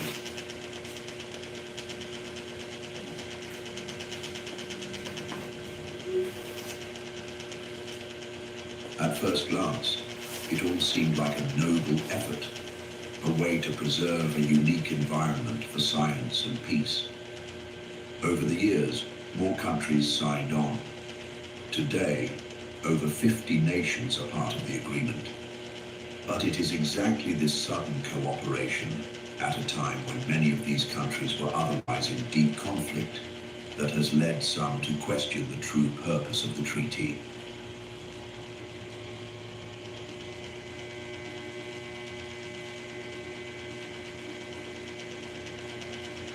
The treaty was signed just 14 years after World War II. The Cold War was in full swing. The United States and the Soviet Union were competing in arms, space, and global influence.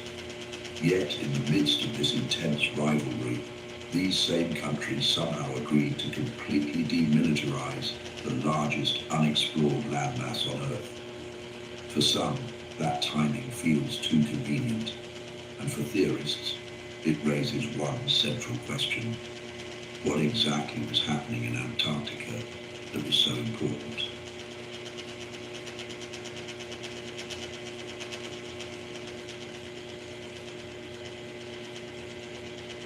Today, Antarctica is not technically off limits, but access is strictly controlled.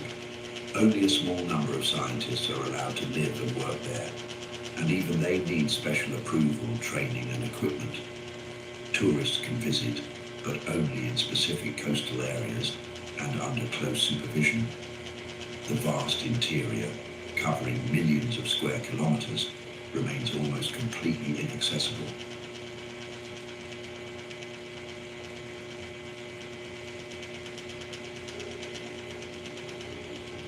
There are areas where aircraft are not allowed to fly. Certain regions are marked as off-limits, due to environmental protection. Research stations can only be visited with permission. All of these rules are part of what makes Antarctica feel like a forbidden world. Some believe that alien technology lies buried under the ice.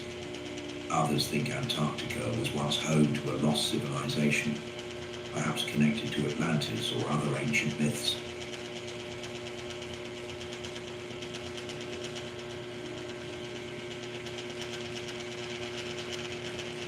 There are even those who argue that governments are conducting secret experiments there, far from public oversight.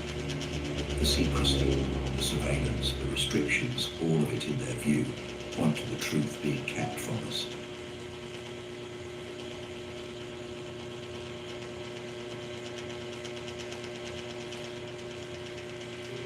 Over time, the Antarctic Treaty expanded into what is now called the Antarctic Treaty System. It includes additional agreements and special environmental rules. It even has its own secretariat, based in Buenos Aires. Every year, member countries meet to discuss science, safety, and preservation. But again, these meetings are not open to the public. And while many argue that the system protects Antarctica, others say it protects something else entirely.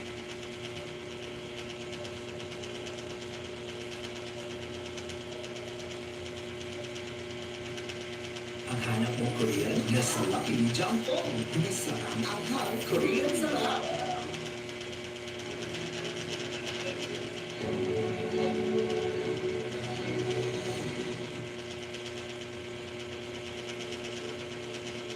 While for most people, Antarctica is nothing more than a forbidden continent, for scientists, it is much more than that. For them, Antarctica is a huge natural laboratory, a place where the past is preserved in ice and where the future of our planet may already be written. Despite the many myths, conspiracies and legends, Antarctica's true importance may be even more extraordinary, not because of what it hides, but because of what it reveals.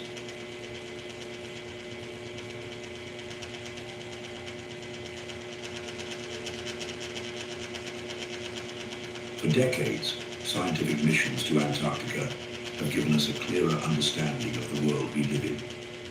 Deep within its thick ice sheet, more than 4 kilometers deep in some places, are trapped layers of ancient air. Each layer is a time capsule, holding data on temperature, atmospheric gases, and environmental changes that go back over 1 million years.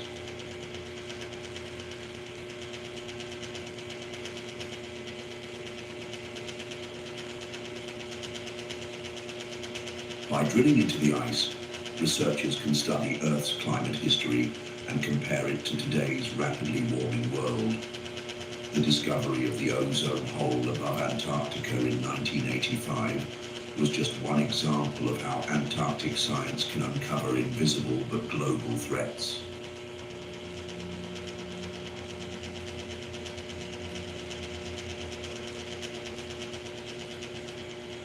And while the ice offers a window into the past, Antarctica's future may be shaped by something far less expected: invaders.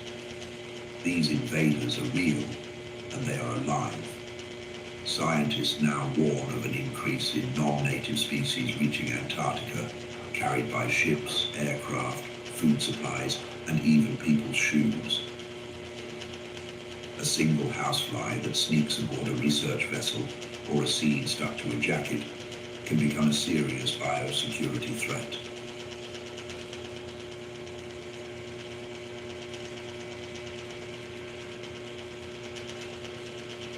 In 2014, a hydroponic facility at Australia's Davis Station was overrun by a tiny alien species, a Collembolan or springtail.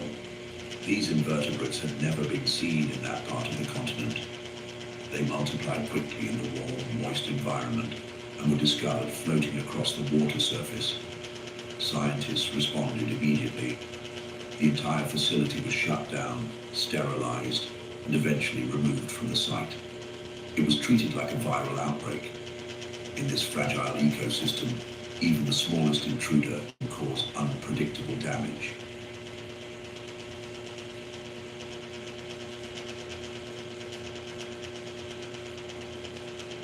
Other invasions have been harder to detect. A mushroom fly found in the sewage system of a research station refused to disappear for over 20 years.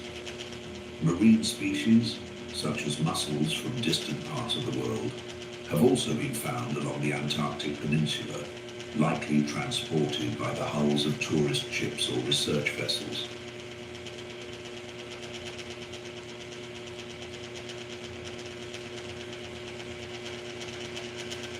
Though small, these creatures can change entire ecosystems if allowed to spread, with warmer temperatures melting the outer edges of Antarctica.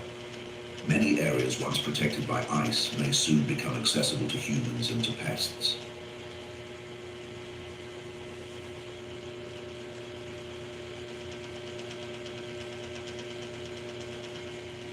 For scientists, these biological incursions are not just practical problems, they are warnings. The balance of life in Antarctica is delicate, evolved over millions of years in isolation.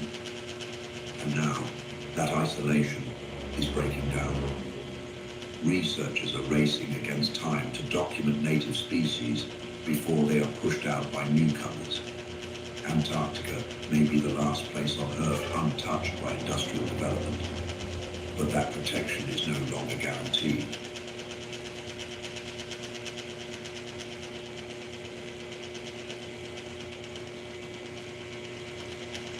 Some researchers have even suggested that the invasion of non-native life might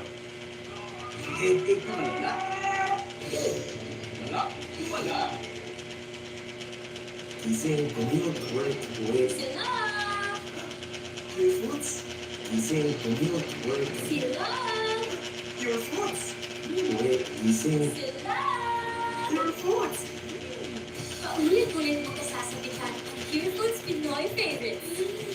Loot din ang ng goodness, extra tignan, pero pagdibig sa sarap. Paulit-ulit na sabik sa silog, sabik sa bawat araw. Pure Foods Pinoy favorites. might offer clues to a much broader question. What happens when two ecosystems or two worlds collide? In this sense, the arrival of foreign organisms in Antarctica mirrors the curiosity behind theories of alien life.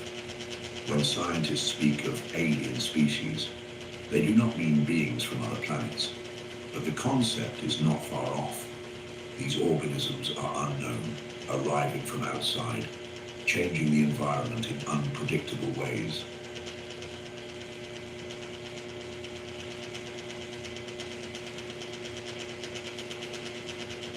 As Antarctica warms and becomes more accessible, the continent is entering a new phase. Tourism is growing. Supply routes are expanding. The barriers that once protected it, the bitter cold, the violent seas, the sheer remoteness are starting to weaken. For science, this means opportunity and danger in equal measure.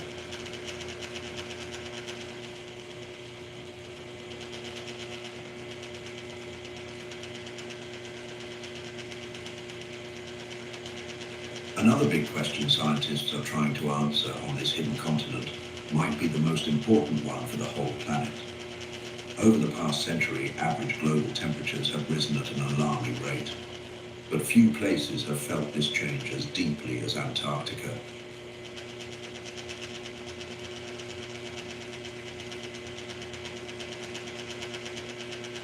The Antarctic Peninsula in particular is warming faster than nearly anywhere else on Earth. In some regions, temperatures have increased by nearly 3 degrees Celsius in just the last 50 years. As a result, glaciers are retreating, sea ice is melting earlier each year, and entire ice shelves have begun to collapse.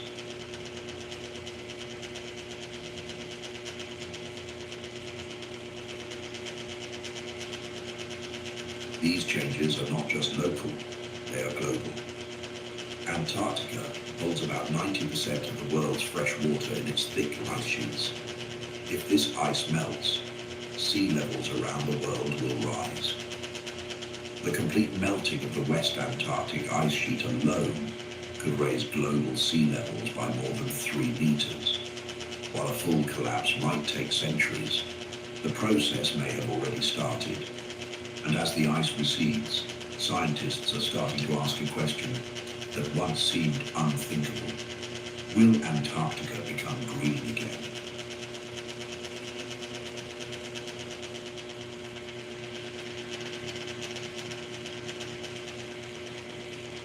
It may sound impossible, but this continent has not always been covered in ice.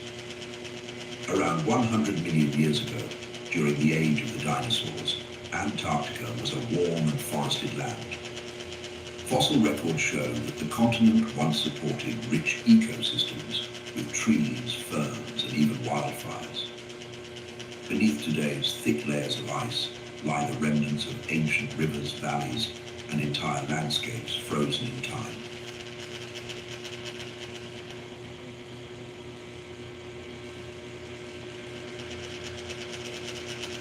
If the world continues to warm at its current rate, parts of Antarctica, especially the coastlines, may slowly return to those earlier conditions.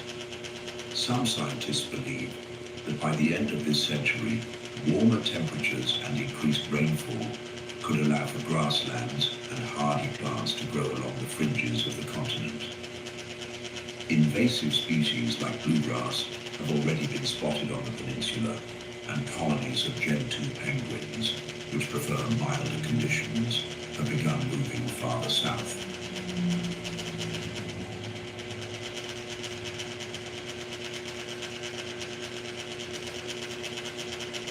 In the next 200 years, experts suggest that certain areas, especially near the coast, may become mild enough to support limited agriculture.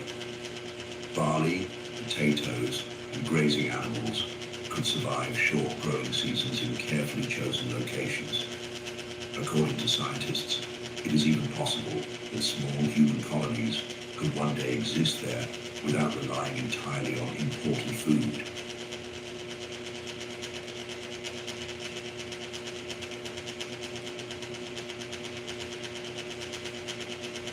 However, this potential greening comes with a price.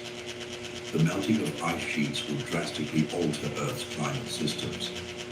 Rising seas will threaten coastal cities across the globe. Ecosystems that have survived in isolation for millions of years could be overwhelmed by new species.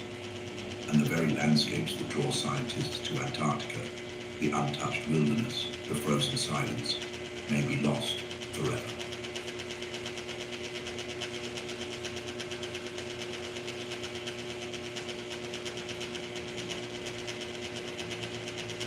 Antarctica's extreme conditions, including its months of darkness and low solar angles, will continue to limit what is possible, even under extreme warming.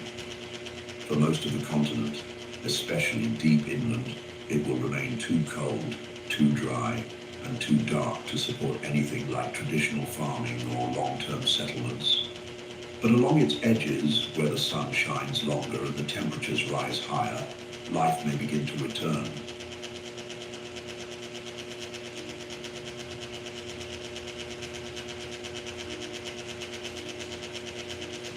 The future of Antarctica is still uncertain. Some believe it may become Earth's last refuge, a cold sanctuary for life as equatorial regions grow hotter. Others warn that once we lose control of ice melt, the consequences will move far beyond what we can predict.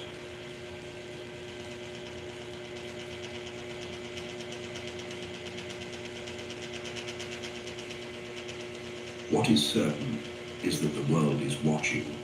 Antarctica, long seen as a frozen relic, is becoming a mirror of human impact and a symbol of what is to come. Scientists will continue to monitor its changes from remote bases and satellite eyes, searching the ice for clues not only to our past, but to our future. The forbidden continent is no longer as silent as it once was.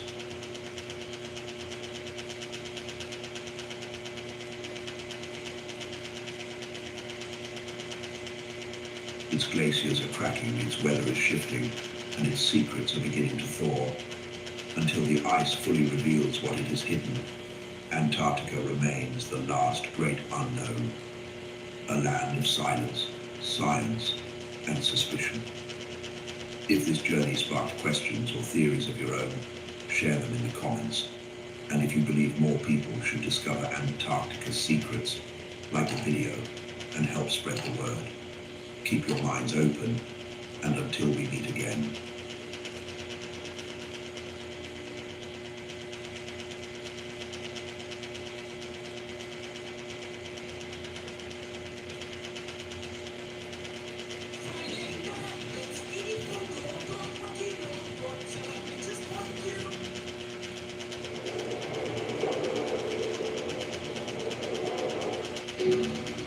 I'm Jeremy Wade, extreme angler and freshwater detective.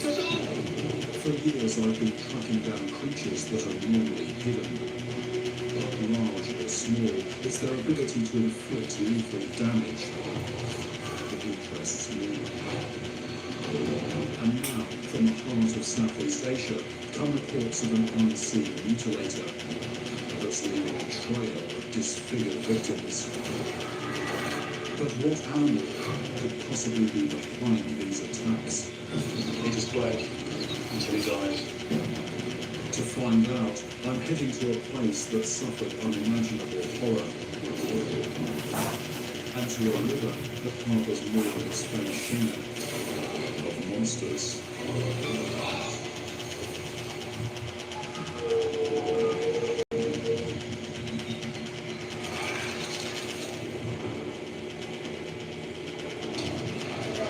Flows like the Amazon of Southeast Asia, a huge river whose waters are still yielding animals and science. Rising on the Tibetan plateau, the Mekong River slices down through Indochina and into a country that for many years was off limits to outsiders. Cambodia was once at the heart of a powerful medieval empire. An empire whose overgrown ruins are covered with images of freshwater giants. These carvings at the centuries-old temple at Angkor show fish so big they can swallow deer whole and so plentiful that boats can't avoid bumping into them. And it's from these monster-filled waters that I've heard reports of a creature that's mutilating both bathers and fishermen. There are multiple cases, but one story is particularly gruesome. A teenage boy was checking his fishing net when he felt suddenly pains along. Blood started gushing from the wound, and when he got out of the water, he discovered he was missing part of his genitals. He'd been sliced as if by some kind of blade. The culprit unseen. The details are vague, but I've come across incidents like this before. In Papua New Guinea, the normally vegetarian pacu, introduced from the Amazon, became known as the ball cutter, and it appeared to develop an appetite for human testicles. And I can't rule out the possibility of something larger. In Argentina, the golden dorado was guilty of a similarly gruesome attack on a young boy. But as far as I know, neither of these fish nor anything like them is found in Cambodia. So I'm not sure quite what I'll find. My investigation begins in Cambodia's capital, Phnom Penh. I arrived just after the Cambodian New Year. 39 years ago, New Year was marked by the arrival here in the city of the Khmer Rouge. It was the start of one of the bloodiest mass murders in recent history. Over the next 4 years, well over 1 million people died, around a quarter of the country's population. Wherever I look, there are grim reminders of that brutal period. I'm seeing people here and there with fishing limbs. Now, these people are probably the victims of landmines. During its time in power, the Khmer Rouge buried untold numbers of these explosives.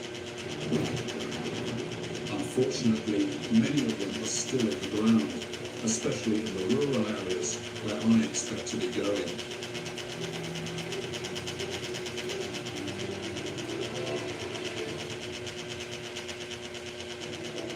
This is Phnom Penh's oldest market and a clearinghouse for fish from right across the country. I'm here to see if I can spot anything that's equipped to slice through human flesh. So this one? Okay, right. No, I just asked for the name of the fish and she just tells me the price. Most of the fish here are new to me, as among them are a few I've encountered before. These, if I'm not mistaken, these are walking catfish. They're very hardy fish, they can live out of water. They won't be a big catfish because they have got, like a lot of catfish, they've got very sharp spines on the pectoral fins.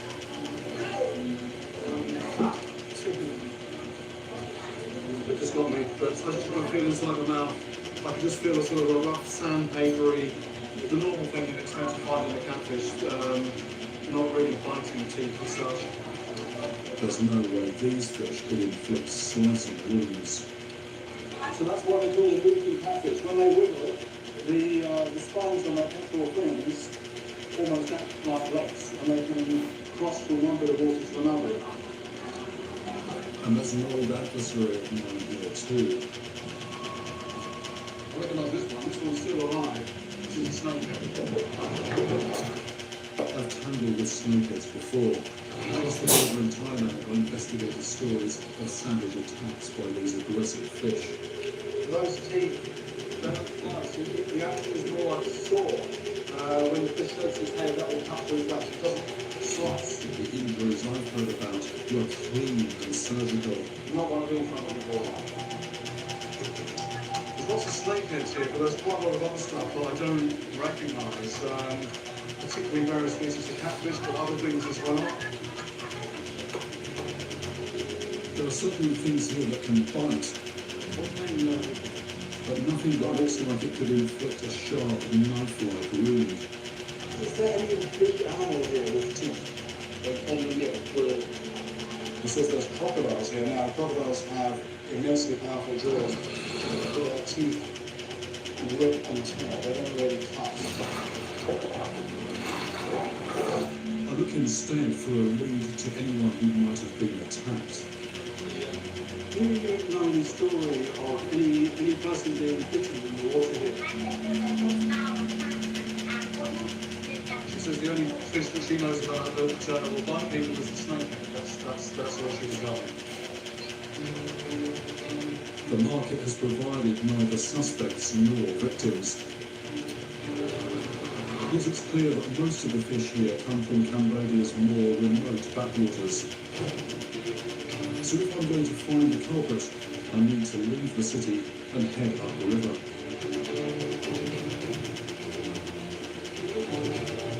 Though Cambodia is new to me, I have been on the Mekong before. Further upriver, I had an experience I'd rather forget. I'm always a little bit uneasy in the remoter corners of this part of the world. It was on this river where it formed the border between Thailand and Laos that I was arrested as a suspected spy. I had to leave the country as quickly as possible. That happened in 1984, and it's a very different place today, but even so, I still find it very hard to get completely comfortable in this place.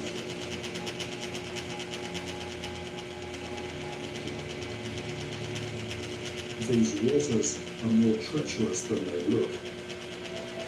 Whirlpools can whip up on an instant, and anchoring in a strong current is next to impossible. Our only option is to tie up to one of the concrete channel markers that stick up like tombstones. In this water, any predator is likely to be lying deep and using the current to its advantage. My This actually feels quite good. There's water rushing by on either side. There's a very dramatic drop-off. It goes from about 12 foot down to 60. It's a kind of place where fish would come in expecting food to settle in current. To make sure my line sinks in these fast-flowing waters, I need to attach a lot of weight, so I'm improvising with some lumps of scrap metal. With a bit of rut, that will hold bottom.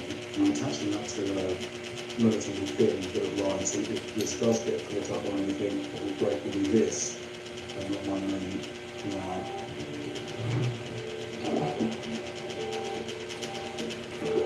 This feels good. The baby's on the bottom. It's in the kind of place where predators might be waiting.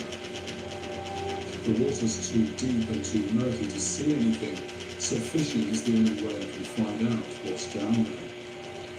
I'm told, as well as fish, there's unexploded bombs in this river. Nobody quite knows how many, nobody quite knows where.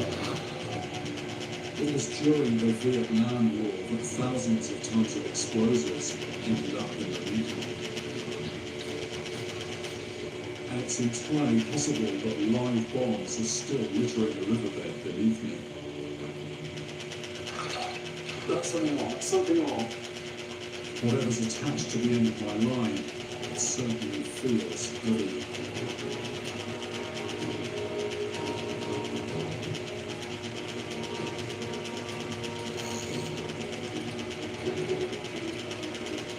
Coming in, right there, coming in.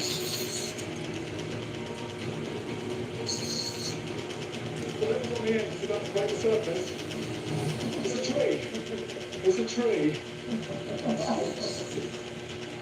I have actually caught trees before, but I have to say it's probably the first time I've been pleased to see that that was all it was on the end of the line. Those unexploded bombs scattered around. One of those came and had to go off. I lose an arm or leg, or even worse. I continue fishing the river, but with the same frustrating result. The strong current is constantly sweeping debris along the bottom and into my line. I hook branch after branch, but not a single fish. This blaze was completely intact. Nothing was gone through it at all. All the time it's been in water. It's unusual to fish for so long without getting anything. With this stretch of river seemingly empty of fish, I need to switch tactics.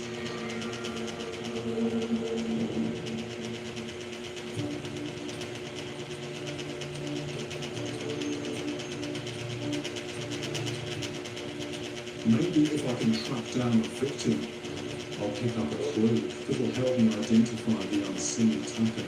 Do you know any cases of anybody being attacked by something? No, nothing. The Mekong is an aquatic highway that connects hundreds of riverside communities, and information spreads rapidly up and down its banks. If there have been attacks nearby, the chances are that somebody will have heard about them.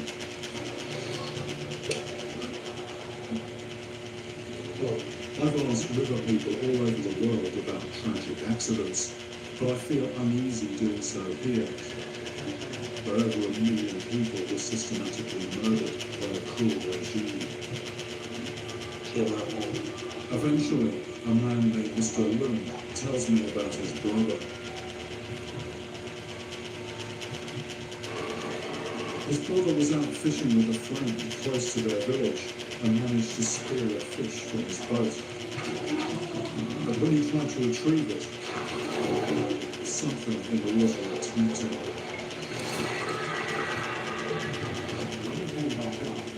His face was streaming with blood on one side. And when they actually got him back to the boat and cleared everything up, half his ear had been completely removed. I'm struck by a particular detail, one that's consistent with the other stories I've heard. His brother's butchered ear looked as though it had been surgically sliced with a sharp blade.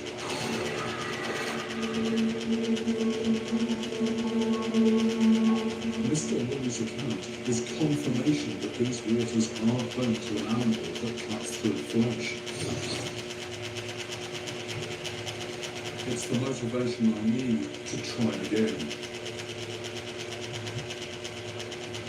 I have little idea about the size, let alone the identity of this mysterious mutilator. But it seems to have a taste for flesh.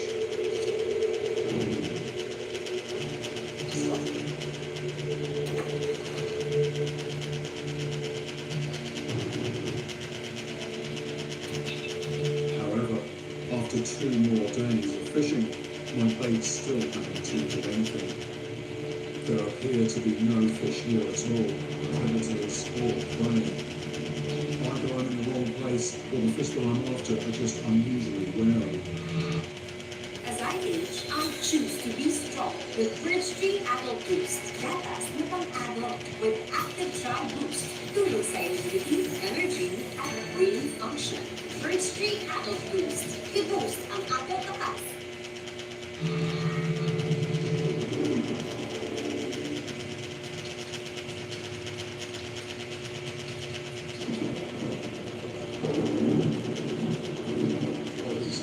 It's coming this way. This boat is very low to the water. If there's waves, we risk being swamped. The line's very coming. With the storm right overhead, I don't want to be out in the open holding what is effectively a lightning conductor.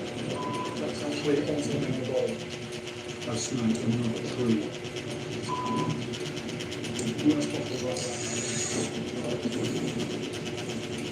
I managed to free the hook, and before anything else can go wrong, we'll run for shore.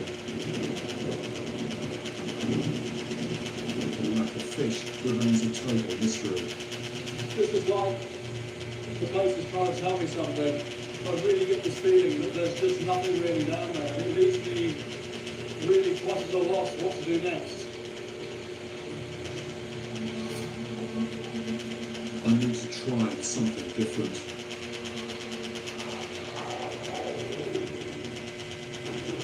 There is one avenue I haven't yet explored. Often, local knowledge is enshrined in folklore. Perhaps there are clues buried in the mythology of this ancient land.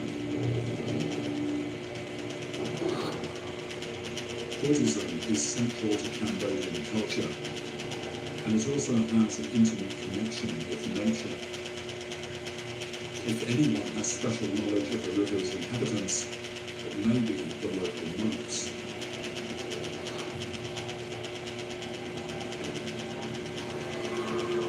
In this riverside temple, dragons, multi-headed cobras, and all manner of strange-looking beasts stare back at me from every wall and pillar. Could one of them, I wonder, have any connection with a real flesh and blood creature? When I ask Brother Witty, he describes an animal from the river that does indeed have a nasty bite. Okay. Hunting? Wow. Okay. The local name means nothing to me, but bizarrely, I'm told that they actually keep one of these mysterious beasts right next to the temple. According to Witty, the creature's bite is powerful enough to crush a bone or remove a finger. So our barefooted approach seems nothing short of reckless.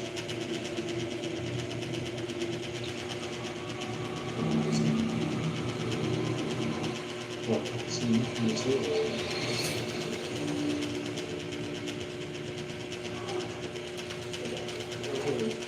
When the monk reveals the beast, I recognize it as something I've tangled with before. A massive, soft-shelled turtle. It's very similar to one I saw in India, and that one took my hand off. So I'm being quite wary of this. It's got very sharp claws. But it's the beak I've got to watch. It's made up of razor-edged blades, and the turtle's bite really is strong enough to break bone. It's almost like bolt cutters. I mean, you really wouldn't want to get anywhere within range of that at all. This Cambodian species can grow bigger than me, but even a small one could inflict a crippling wound. So this thing, you'd never know it was there. It'd be very easy to blunder into it. And if you came within range of that mouth, it could do some serious damage. However, the very reason turtles are kept here tells me that they can't possibly be the animal I'm after. This is actually a breeding program aimed at saving the species from extinction. The fact is, these turtles are now simply too rare to be behind the multiple attacks I've heard about. Which means I'm still looking for a suspect. This is turning out to be one of my most perplexing investigations. Few rivers have proved so unwilling to give up their secrets. But I'm not about to quit. And the month's efforts to save the turtles have given me another idea. There's a place I know where I can quickly get a look at what else is lurking beneath the Mekong's murky surface. It's a lake across the border where not one, but many of the Mekong's monsters are protected. I want to see if any of them could leave the signature wounds of the mysterious attacker. I'm going all out. 3 lines should increase my chances of catching.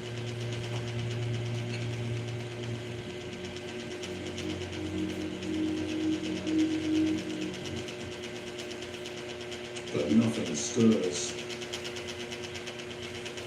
They've been very quiet on the other rods down the bottom. There's not much going on, so I'm wondering if anything's moving higher up in the water column. So I'm going to put a suspended bait, and that'll be pushed through by the wind.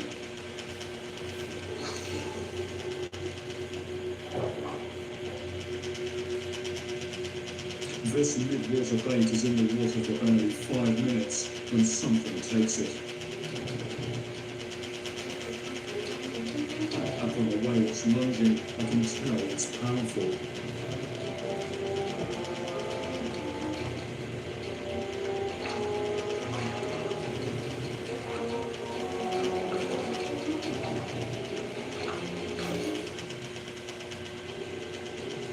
This is an Asian reptile catfish. Very clear where it gets the name from. Quite similar to the Insomnia species, but not such a wide body. This fish definitely is a meat eater, and those tentacles, well, that's largely about finding food in his water. This species is a predator, but looking at its mouth, it's clear that it can't be responsible for the attacks I've heard about. Those typical catfish rasping teeth. Those teeth are going to graze, but they're not going to bite anything. They're not going to slice. As I knew that. In fact, I'm putting my fingers in there with Humorous. Tells you something about those teeth. It's good to be catching fish, but I'm no closer to solving this case.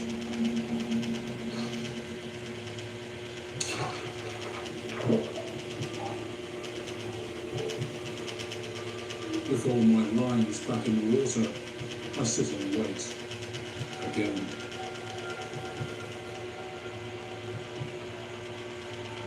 It's barely 5 minutes before something bites one of my baits.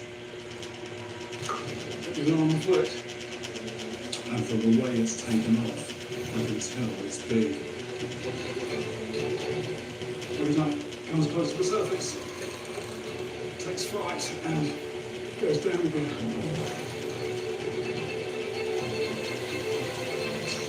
There it is. This is only a small one. Siamese carp are said to grow nearly 10 feet long and reach over 600 pounds. So this way is carp, it's got a very upward turn mouth, this fish, so no surprise that it took a bait in the middle of the waterhole.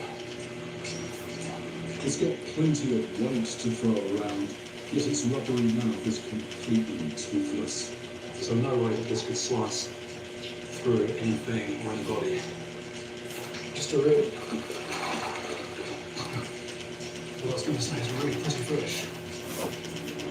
This vegetarian lacks the hardware to make it onto my suspect list. I'm upping my game. Maybe a shower of meaty smelling fish pellets will tempt a flesh eater onto my line.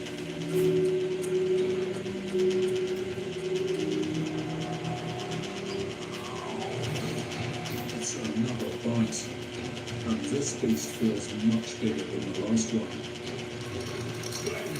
The timing of the way. To keep the line clear of snags, I have to get in the water. What water's the chapter? It's nearly ready, and we'll just get over off. Could this heavyweight, perhaps, be the Mekong's mysterious mutilator? As long as my feet are firmly planted, I'm not in danger. But one more powerful wrench on my line, and the fish has the advantage.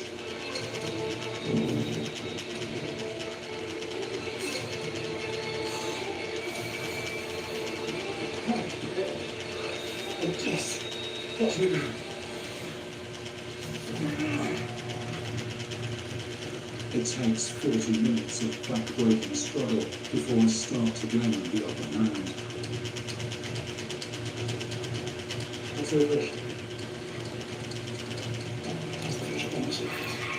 This is one of the biggest freshwater fish on the planet. Mekong effort. Very hard to hold up, very heavy, but also just incredibly powerful. I can't think of any other fish this size, which is this powerful. And one of the reasons is this huge tail there, but it's also all the muscle that powers that. And there were a couple of moments I thought I might go under and turn into a little lake.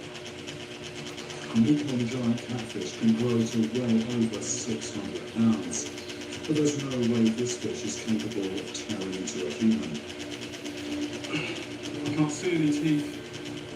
My hand in there, there's nothing called. So although this is a very strongly flavored fish bait, one of these, which is normally a herbivore vegetarian, there's no way this can cut or slice anything or anybody. Despite its size, this giant is no more a suspect than a toothless carp or an endangered turtle. I fish here for a further 2 days, but it becomes apparent that this lake has no more clues to offer me. The only way to move my investigation forward is to track down a victim on the Mekong. I return to the village where Mr. Long's brother was attacked and start working my way up the river. Do you know anything about anybody in the water being bitten by? No, nothing more. Okay.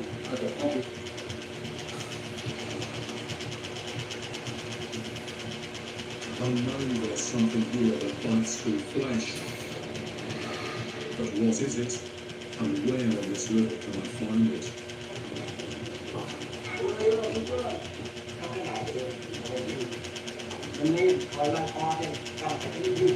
My inquiries lead me to an astonishing account. A brazen assault not on a human, but on something considerably bigger.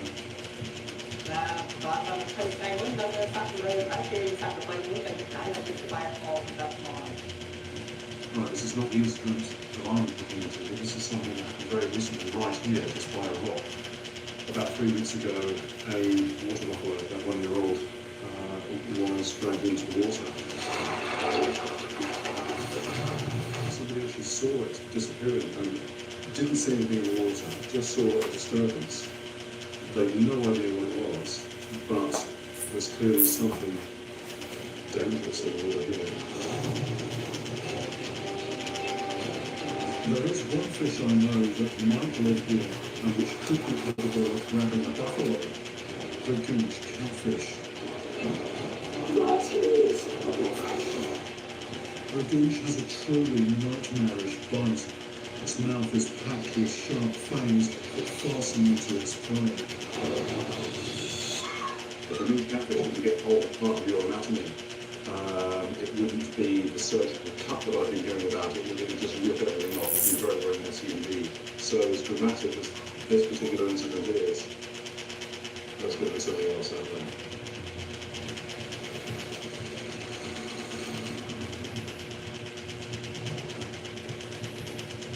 Our perseverance eventually pays off.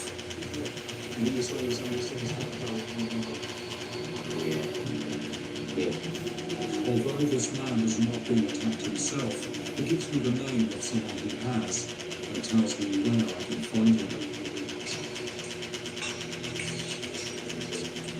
The victim is a young man named King, and he lives in a slum area known as Cambodian. A lot of people in this area live on less than $1 a day, and it's not often that outsiders show up.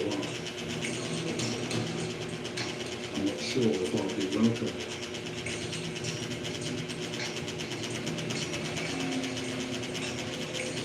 But when I find him in his family home, Sok agrees to tell me his story. So can you tell me exactly what happened to you?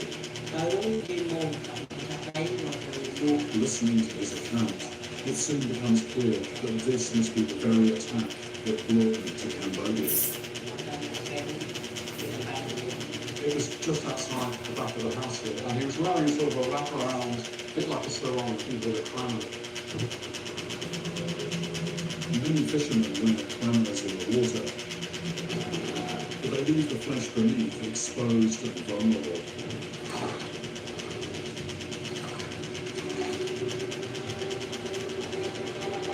Sok was checking the nets that he'd set alongside the floating house, and he felt a sudden sharp pain in his groin.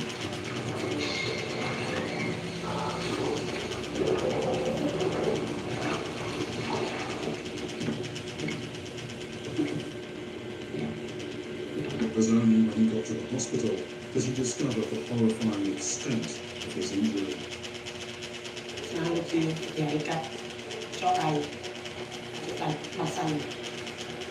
He says it was a clean cut, no ragged edges at all, and that's the cleanly removed part of his testicle. And it happened in a fraction of a second. Sok did not see his attacker. It vanished as quickly as it had struck. Whatever this was, he had just been and disappeared.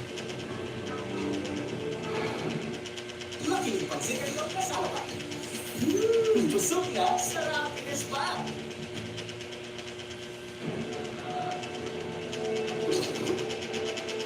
I retraced Sok's footsteps down to the river's edge.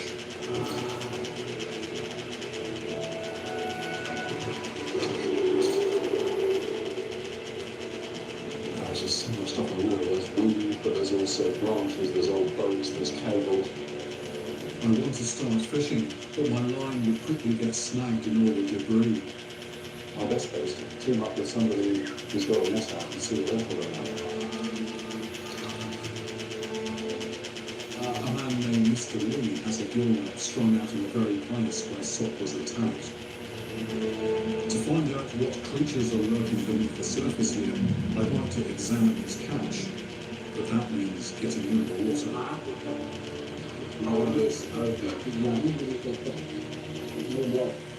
He's saying that to get in the water, I need to wear one of these wraparound collars, which I will do because that's what everybody does here.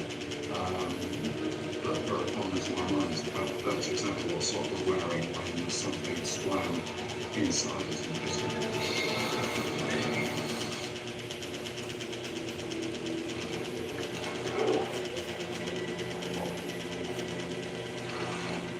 It's muddy, it's quite soft muddy.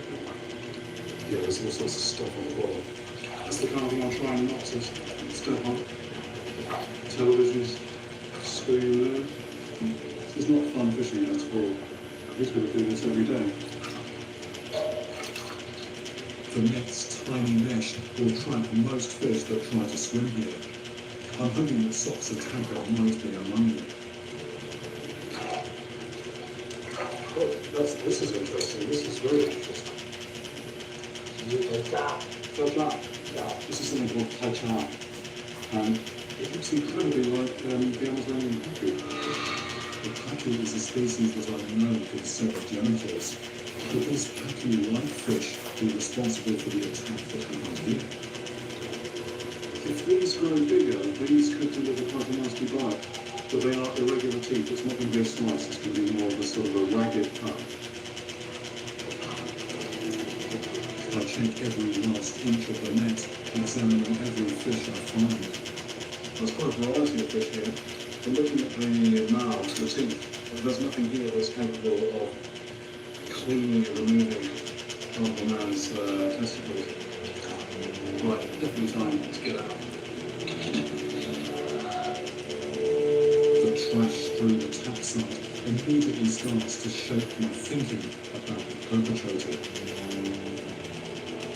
To infiltrate these congested, debris-filled waters, the attacker must either be small, like a piranha, or possibly snake-like.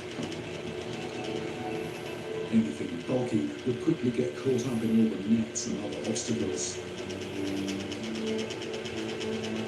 So what could have cruelly emasculated the boy?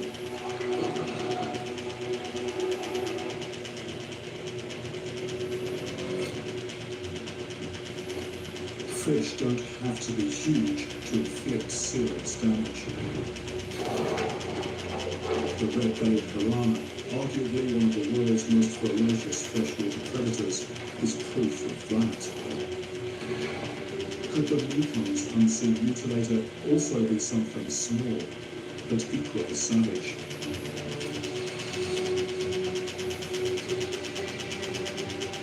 I come out to slightly deeper water, where I'm hoping to fish without getting snagged. Well, I'm pretty certain that what I'm after is not particularly large. I think I need to use very heavy gear. However, if it is capable of slicing through flesh in the way that I've heard, then that would make very short work of normal fishing line. So I'm using wire instead of basically similar to what I use for piranhas, and it shouldn't be able to bite through that. This time, I know I'm in the right place, but the river still refuses to offer anything up. In the end, it's not the water, but my boatman, Cosem, that provides me with the crucial lead I'm looking for. He tells me about an animal that's been slicing his fishing nets clean through. This is actually quite strong material.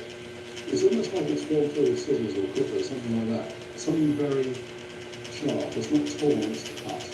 The then brings out something that I wasn't expecting. The skeleton of one of the very fish that's been shredding his nets. Its identity is unmistakable. This is a freshwater pufferfish. Named for its ability to puff itself up when threatened, it has a deceptively friendly appearance. It is, in fact, one of the world's most poisonous animals. The paralyzing toxins in its body are deadlier than cyanide and can kill a person in just 20 minutes.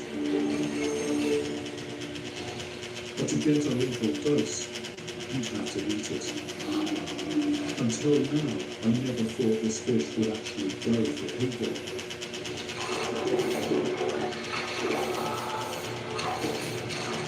Looking at its jaws, I can see how it could cut chunks out of a much larger animal, piranha style. Although this is quite a small specimen, this apparatus here is really serious. Its four blade-like teeth come together like a miniature guillotine.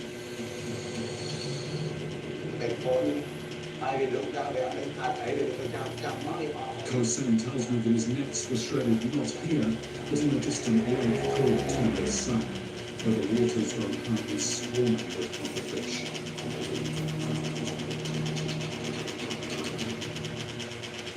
By now, word of my investigation has spread, and before I even leave the slums of Kandal, I'm approached by a man named Sam Owl, who has a story of his own to tell me. He vividly recalls being attacked by a pufferfish when he was a child. This is when he was about 14 years old, and he was with a couple of friends in the river here.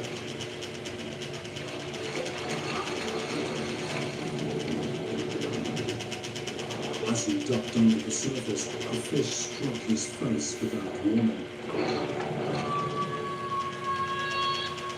He bled a lot. His father came, stopped the bleeding, and he's practically blind in that eye.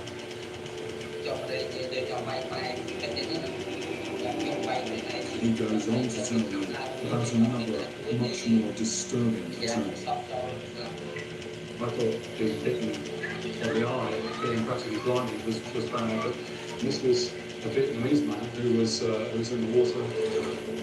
He had gone to check his fish traps, when something unseen sank its teeth into one of his legs.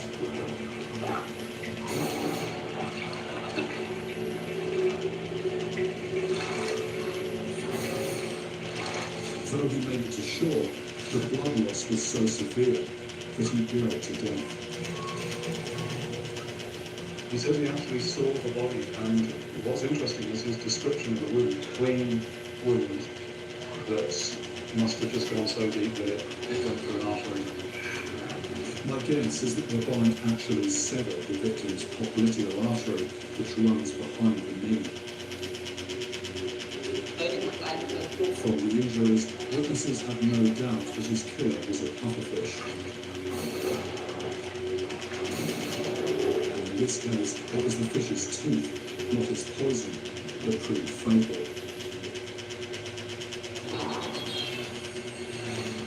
Sam now confirms what the boatman has already told me, that the best place to catch these fish is at Tonle Sap Lake.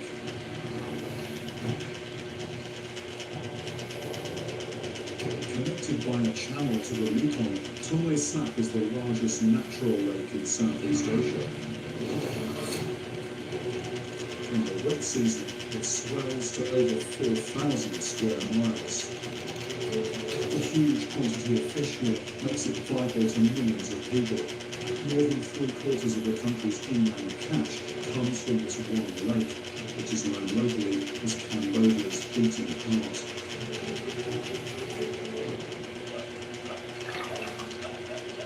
And it's not long before stories of pufferfish attacks are coming thick and fast.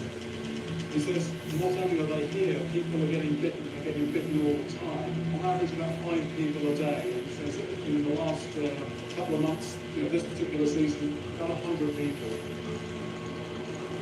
Almost every household I visit has suffered from the attentions of this prolific mutilator. This man has a very ugly wound on his arm. He's had it happened just 10 days ago. He says he literally had to tear the pufferfish off. This lake appears to be plagued by these serial attackers, and for the people here, there's no escape. Their survival depends on getting into the water. And every time they do so, it's a gamble whether they will emerge unscathed. Maybe it's here that I'll finally be able to tempt one of these baby-faced killers into my line.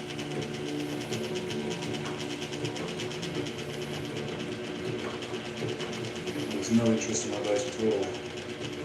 The thing is, I know they're down here. People have been bitten in just the last few days, but they're not going for my boat. I've been assuming that all the attacks I've heard about were attempts to feed, to take a mouthful.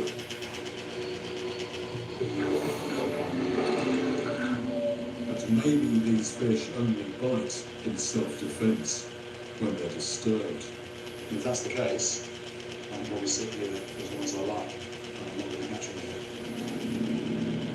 It seems the only way I'm going to see this animal is to hook up with some locals. And fish with a net. These people are all too familiar with the pufferfish nets. When I I ask, they agree to let me join them for the rest of the day. This guy just showed me what looks like a very fresh bite. Sometimes they bite through the net. If you're handling them and you're not very careful, they'll bite you. They're in the process at the moment of just paying out the net. One of the two birds just pays that out in a circle, and then gradually they'll gather that in. And the bit that I'm interested in is seeing what has become concentrated in the middle of that net. The pufferfish aren't the only things around here that bite. These murky waters are teeming with aquatic hunters. The other snake in the net, that was actually underneath my feet. I actually feel something moving at some point. I was to see that it was fish. And it's become clear that I'm not here just to watch. Retrieving the net requires getting into the water.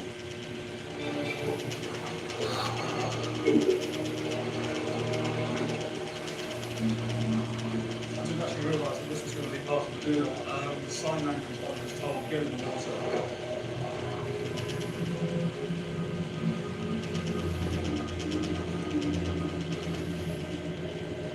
If, as I now suspect, the pufferfish are biting in self-defence, then corralling them in the net is just about the last thing I should be doing.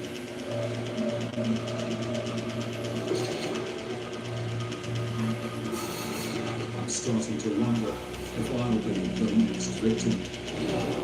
Something just got me, something just got me. I don't know what that was. I think there could have been a catfish line or something. With the net freed from snags, it's time to haul it in and find out what we've caught.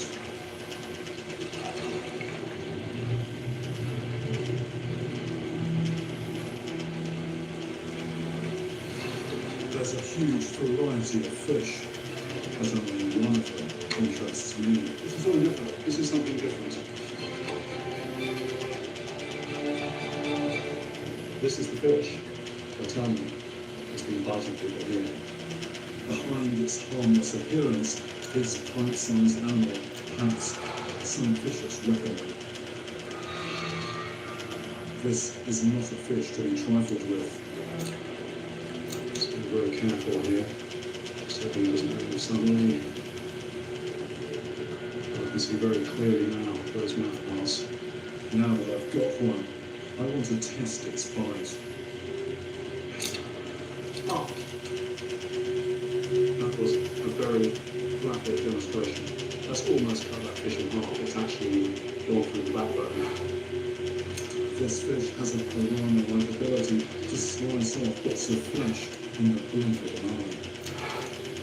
And looking at that triangular wound, I'm going to no doubt the long part of me doesn't touch those jaws, it will just slice clean through. And this one is not alone. In just 20 minutes, we've pulled up dozens of them. It's all adding up. You rarely find pufferfish in the market. Because of their deadly toxins, they're left in the water, where they're multiplying unchecked.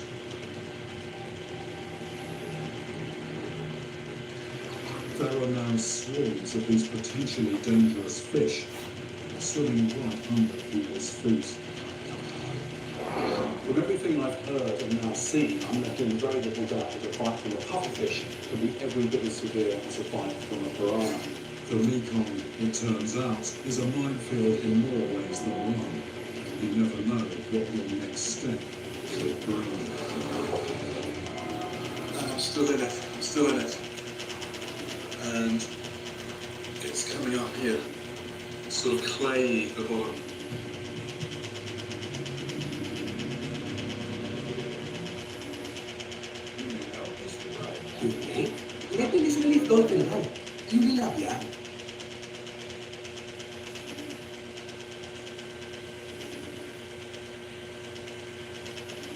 I'm here in the jungles of Costa Rica, one of the most biodiverse hotspots on the entire planet. and I'm looking for the America's deadliest predator. But I only have 24 hours before my flight, and these jungles are crawling with poisonous frogs. If you eat me, you're gonna die. And deadly snakes that can kill with a single bite. A very, very dangerous snake who's going to start striking at me for sure. So if I want to find the predator I'm after, I have to start here, along the banks of the river, where immediately I'm face to face with one of the America's most fearsome predators. So look at this. This is a mangrove ecosystem that's low tide. So we're looking for traps specifically for crocodiles, one of the America's largest predators. This is a saltwater environment. What I'm looking for are slides. You can see there's one right there where a belly slide and some claw marks are on either side.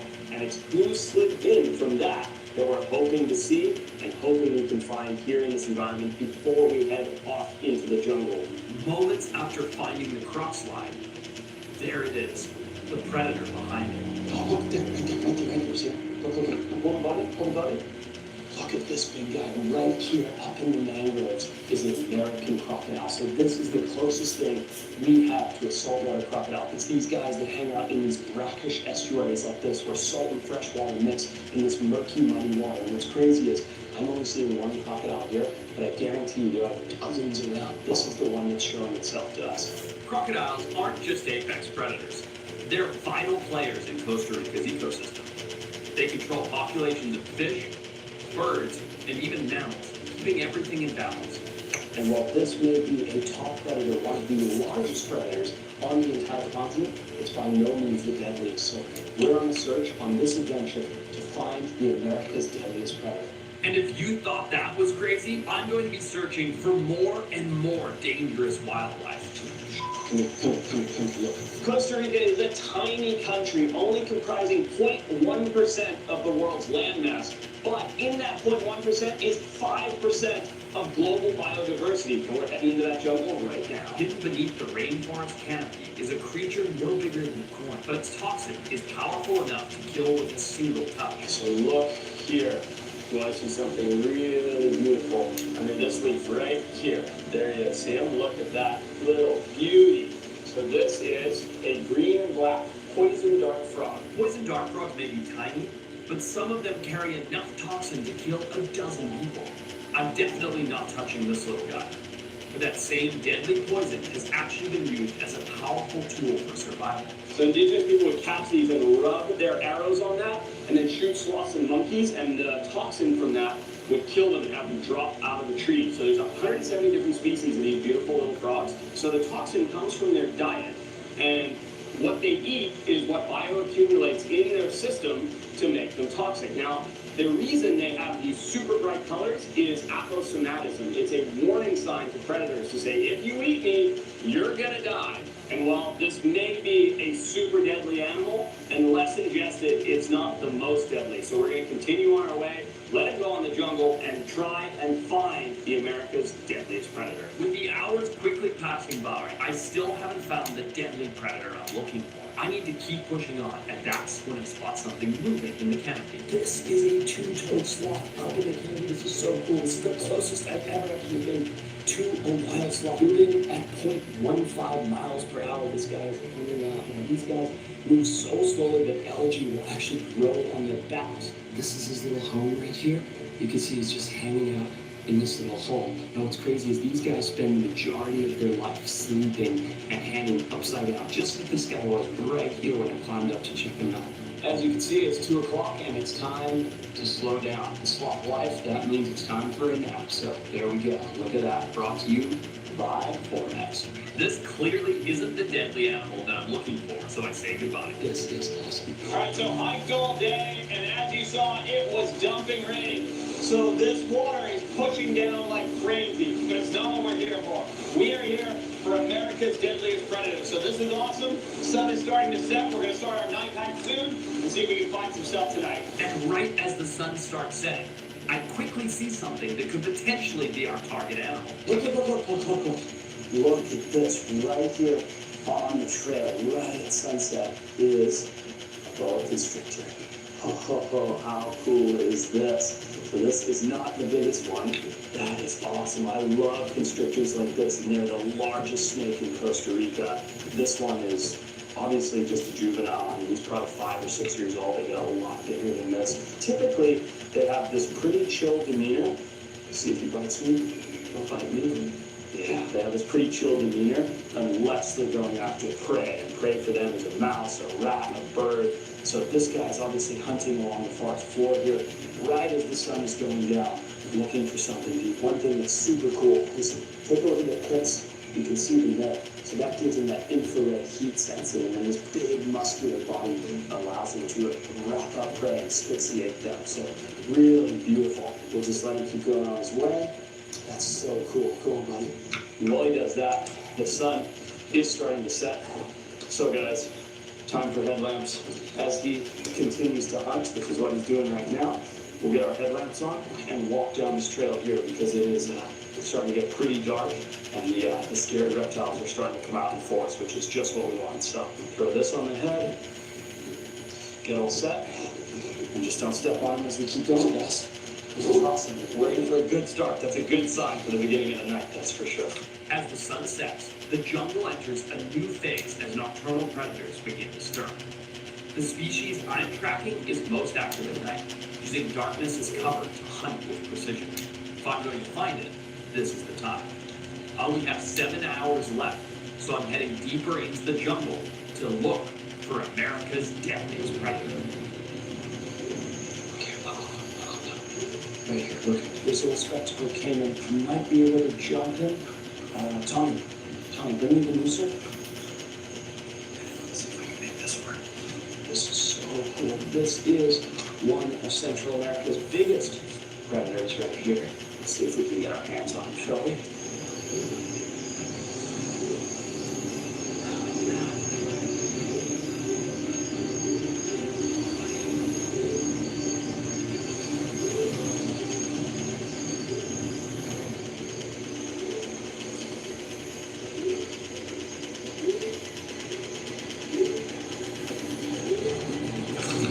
There we go.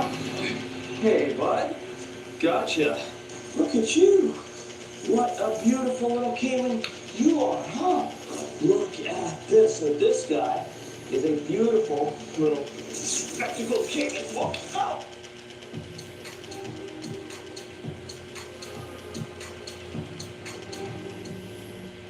Malakas ba ang resistensya mo? Mag-Centrum Advance. May triple immunity protection. Para malakas ang resistensya at buong katawan. Mag-Centrum Advance. Kada buntag, ginado kaayo si Luna. Tumadang Alaska, premier na. Oh boy, you almost got me there. Didn't let him wear out at all. I see him, I'm gonna go get him. It's gonna be real. Whoa! Look right next to him. There's a giant Central American snapping turtle. This place is alive with stuff. Holy crap. I don't even know what to go for first. See if I can get my hands on his caiman without losing a hand. There he goes. Oh, there goes the caiman. Oh, I got this guy. So that was insane. Went for a caiman, which we may still be able to recover. Had him in my hand, but then didn't let him wear out like you're supposed to do. He escaped, and then he led me directly to this guy. Look at this. A giant Central American snapping turtle right here. Look at this guy right here. How cool is this? Look at that beak on him. How awesome is this? So look at this guy right here. Big, beautiful Central American snapping turtle. The caiman led me directly to him. Another really impressive predator. These guys are absolutely awesome. Very closely related to the ones that we have in North America, of course. And the jungle just comes alive at night. And look how beautiful this big guy is. I've also just noticed that there's a snake overhead. So I'm gonna let this guy go right there and see. Oh man, he's getting up there. How quickly we can get up to that vine snake. Give me my hook. Look right there. Here you go. Ha! How's that? This is a Mexican parrot snake. These guys are exhibiting one of my favorite defense mechanisms, which is where they hold their mouth open like that to tell you that they're going to bite. They have a pretty bad attitude in general. I've never caught one that hasn't been biting, and he will definitely strike here in a minute.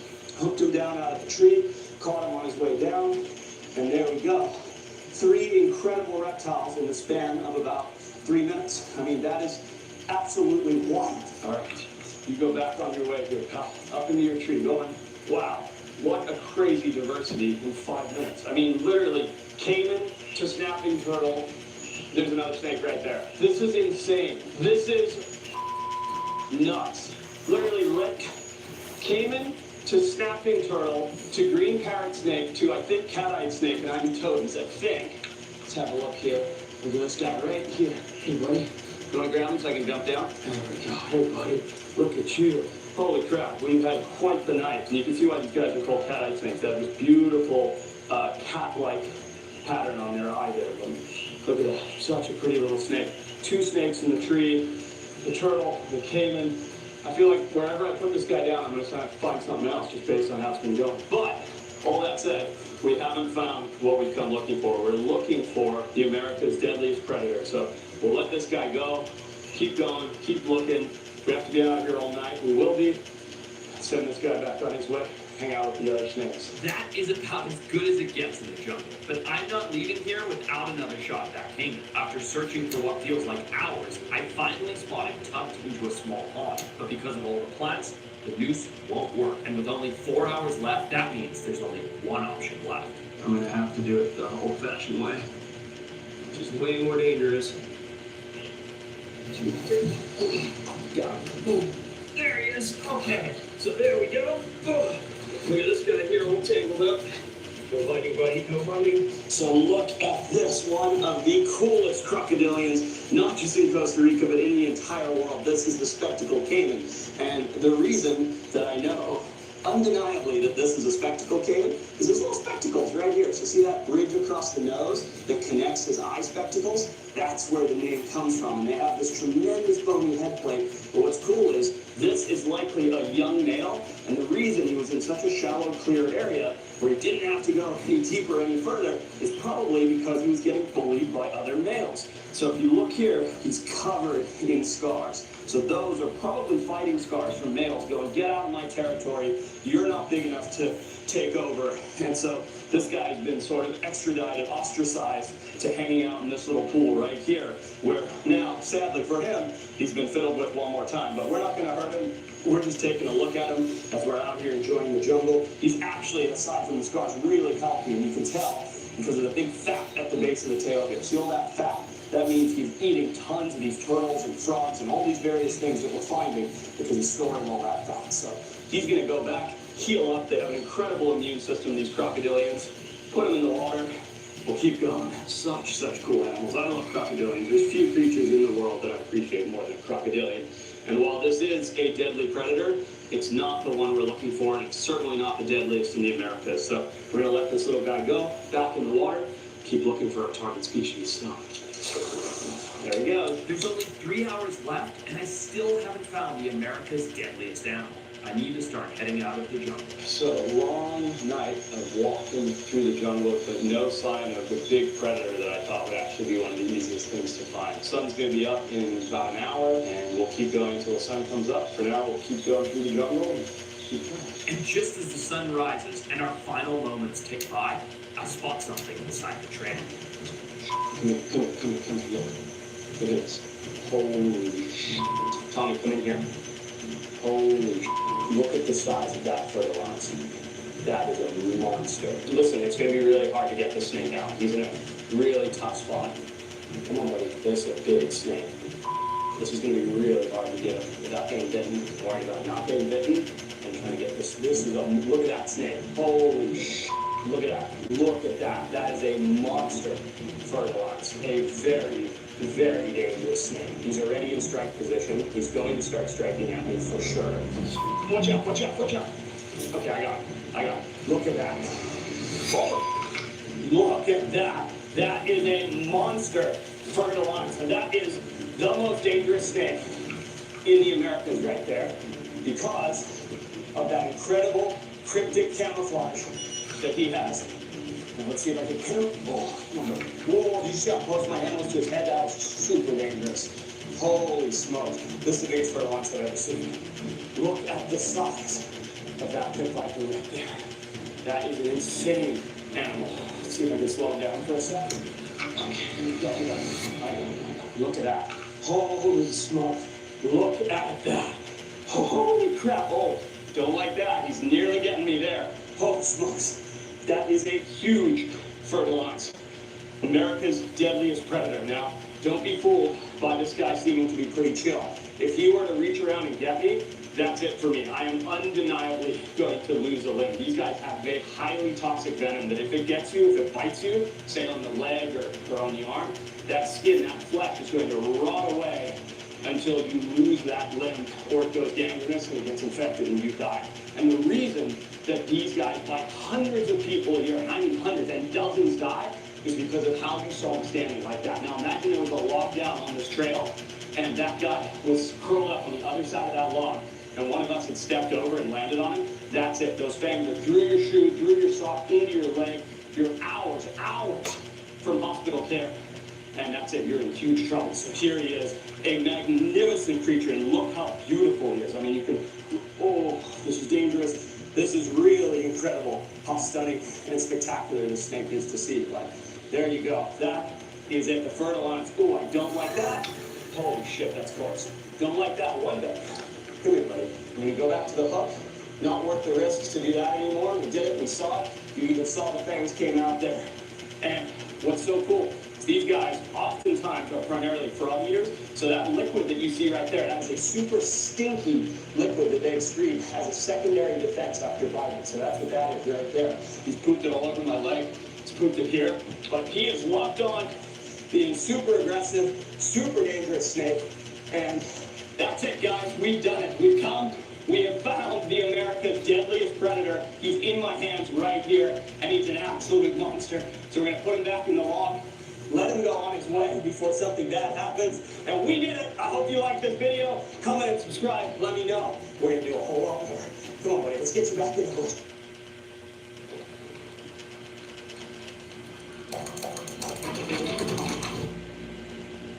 Nakakaubos ang stress. Kaya mag-stress out. Ibalik ang walang ikaw. Rediscover sarap ang feeling Hibiscus Sandwich Strawberry. Masarap na feeling mo.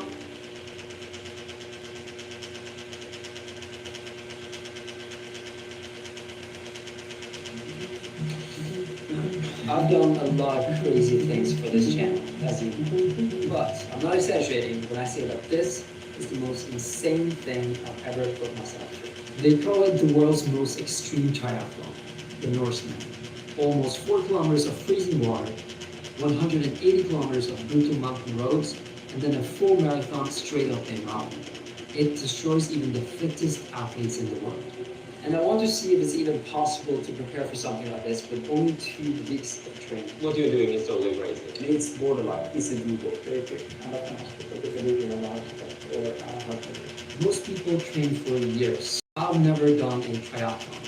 I'm not a cyclist, I'm not a strong swimmer, and I'm completely out of condition.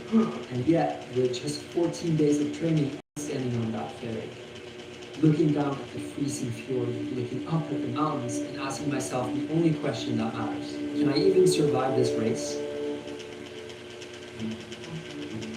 So initially we reached out, we proposed training a year. That's how the conversation started. And then next time we spoke, it was like 4 months or something. Then we talked about starting before the summer. And then you were like, reach out to me one final time, like, you know what, let's just do 2 weeks. Most athletes at the Norseman, they train for at least a year. So they get notified in October that they're slapped in next year's race. And then they train for a year. So 2 weeks of time preparing for Norseman. I will not say it's completely impossible, but I think it's very fair to say that it's very difficult. Yeah. And it's borderline. Is it doable? What are the differences again? And you jump off from a ferry in fjord in Norway, the Highjump fjord, in the darkness, with cold water, and then you swim 3.8 kilometers to Eifjord, and then you jump on the bike for 180 kilometers. It's not a flat bike, so this is comparable to a mountain stage in Tour de France with more than 3,000 kilometers of biking. And then after 180k of biking, then You put on your running shoes, and then you're going to do a full marathon. The first 25 kilometers of the marathon is fairly flat, but then you reach Silver Hill. The name comes from a reason. People look like zombies. People look like zombies. So for the last 17K, it's just like that. So today is July 15th. Means that I have 2 weeks plus a couple of rest days to train for this. It's crazy. yeah. Yeah, I think it's crazy too. I mean, everyone I've mentioned this to are just shaking their heads. Someone even said that it might be dangerous without knowing what you get into. Do you know the difference between the black t-shirt and the white t-shirt? Yeah, there's something about the black. If you get the black shirt, you finish on the mountain. Yeah. And the white, you finish on the flat. Yeah. So the 161st people to reach a certain cut-off point in the road course, they finish at the mountain. Yeah. I think based on 2 weeks, the only realistic really is to aim for about finishing t-shirt. Yeah. So the black one is kind of, the level is so high, more than 6,300 people apply for a slot. So it's a large group of people that will take your slot. So you need to give everything. Yeah. To the finish line. Challenge. Exactly. Okay, cool. See you in 9th. Yeah, see you next year. There's a lot of work to be done before that time. But yeah. I've gotten the training program I'm going to do for 2 weeks. The thing is though, I can't do that much. The worst part would be overdoing it. Most of the people I talk to don't think I can do it in 2 weeks. But I'm going to try to prove them wrong and try to prove that it's all by your head and stubbornness and all that stuff. Yesterday I did cycling like 2 hours. I actually went to a bike training. This bike is perfectly fine. This bike is like more than 10,000 euros. So I'm not able to blame it on the gear this time. If I fail, it's on me. This is very different from normal bike. I actually used to take my bike from school into my house every day in the summer. So I've done a lot of biking as a kid, but this is just like totally different with the shoes and with the position and everything. So now the bike should be perfectly fit for me, and this is all up to me now. It's crazy to get from cycling on something like that compared to a normal bike. It's just, yeah, it's insane. So today I'm doing swimming. It's only 30 minutes actually swimming in the fjord. God, it's hot today. It's like 32 degrees Celsius. And I have my second promotional session. I'm really working on my swimming today. This is my work side. So what I've learned from the training so far is that I used to be a terrible swimmer. When I showed the footage of me swimming earlier with Christian Blumenfeld to my swimming coach, he got pretty worried that we didn't have enough time. I had no technique at all. I was not floating in the water, I was working against it. And with that technique, I would have been nowhere close to the cut time of 2 hours and 15 minutes. But now, as I'm getting coached and learning the proper technique, I'm seeing real progress. But I also know that all the other athletes are training hard. Or actually, at this point, they're probably already resting, but the power training is pretty hard. The important part is just to swim with good technique. You should feel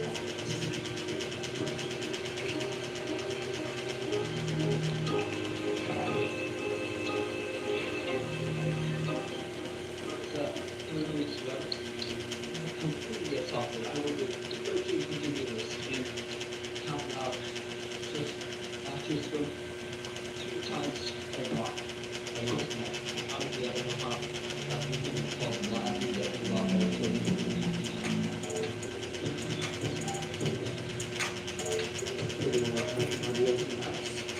what everyone does, so thank you. This is sort of to get a feel for where I am. And this test tells you how much oxygen is in the body. So I would pull not to eat before. Yeah.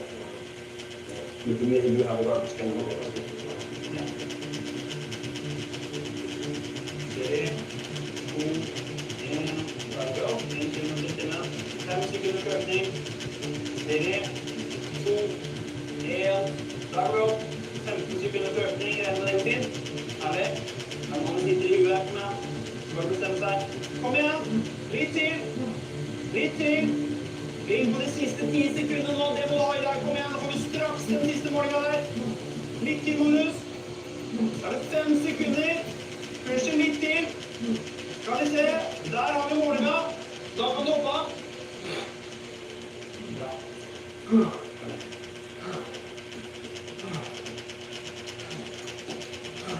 Yesterday my partner was 190, not this much. Alright, what am I excited about my score? You have 59.1. Oh, that's good. That's good. Yeah, better than I thought. Above 50 is very good. And that's 59. Yeah, and you're very, very good. Okay. Should be having fun. Yeah. Because what I'm about to do is not having to.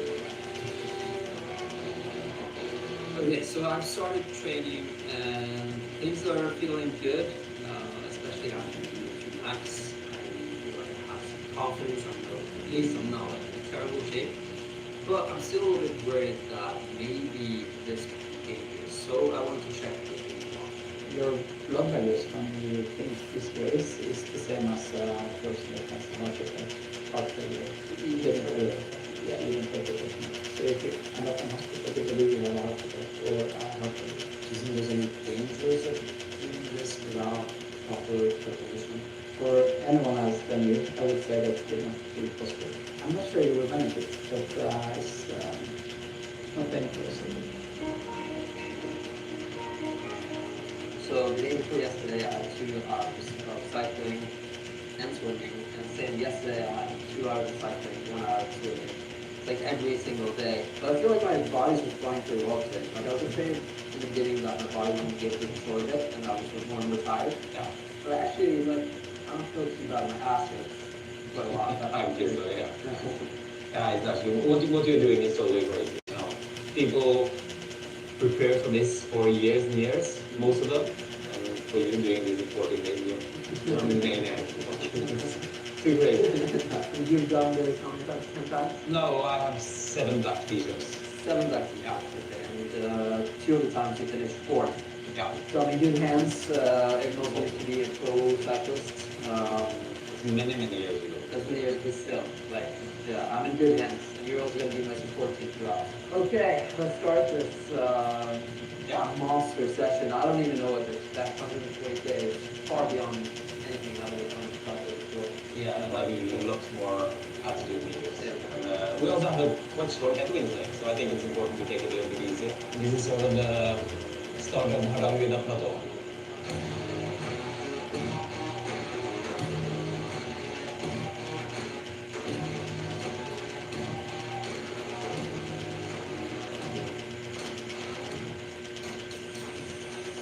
I think this.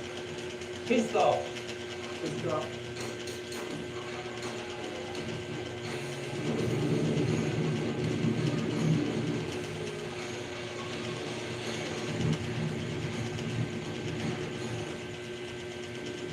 So far, I was actually quite impressed with him on the bike for being a novice in the bike. He's handling quite well. The only thing I'm concerned about is his stamina.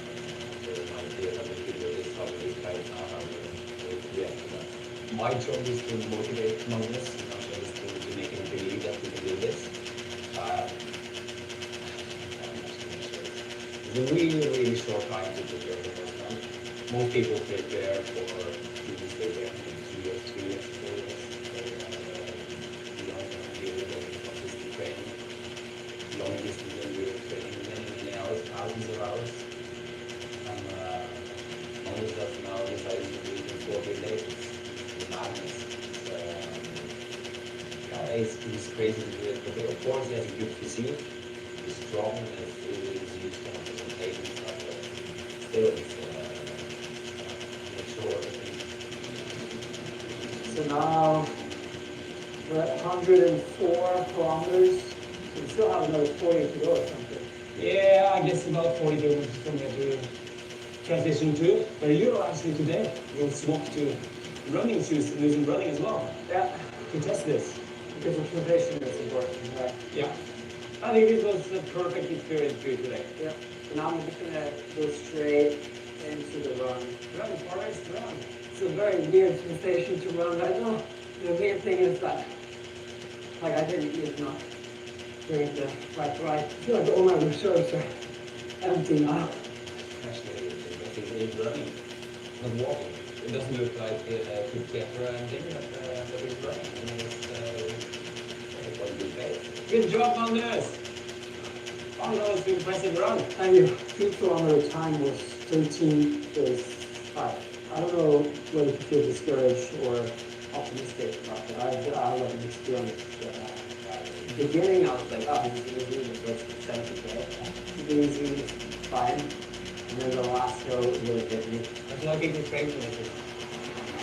Yeah, I'm like me, man. Yeah. Yeah, no, I get that.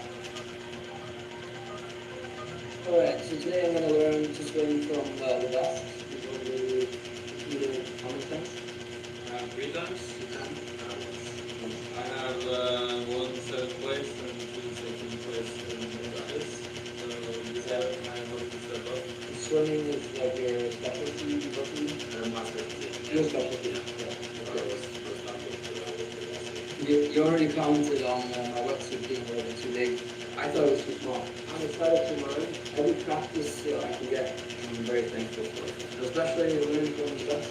For you, I think it's about being comfortable around people and use it as little energy as possible. Because being comfortable around people is not my thing.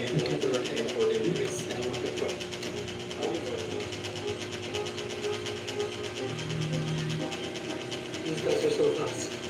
So I'm trying to keep up with them. It's too fast for me. But I enjoy it slow pace. Just get completely gassed. You do? Thanks for teaching me. Oh, it's been a long day though. 4 hours of cycling. And now like an hour and a half or something swimming.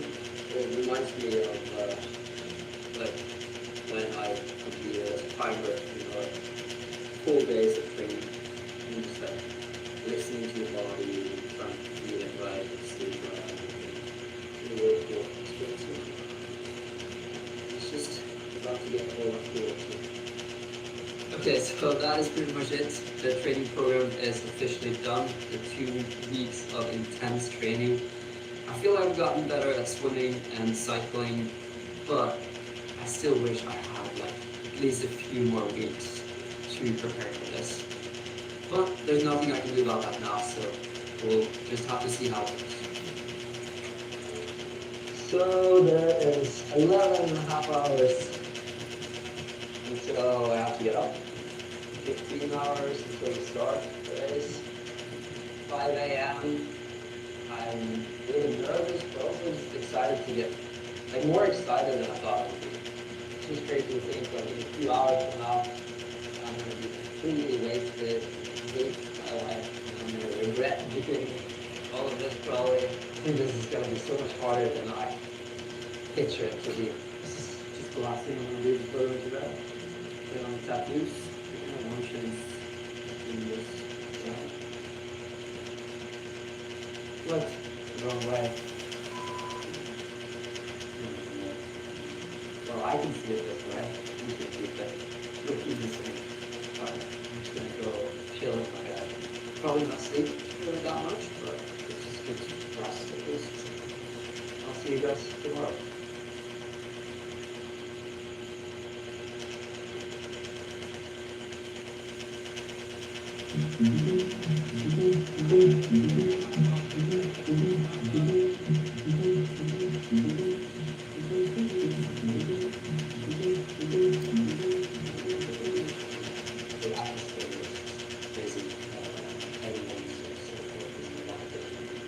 It means a lot to a lot of people. It means a lot. It means way more than I thought it would a couple weeks ago.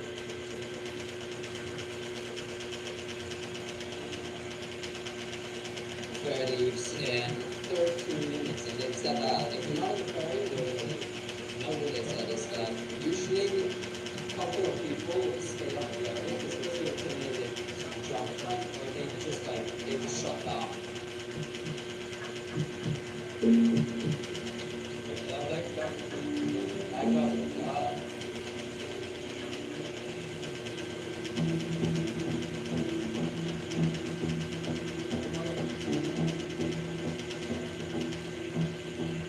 Almost feels a little bit like emotional that the day is here because I feel like I've been dreading this day for so long, but I can't even imagine how the other people must feel, you know? Like people here have trained for years. Yeah, now I just want to get in the water and get started. I feel really tired, but I think as soon as I get started, it's gonna feel alright.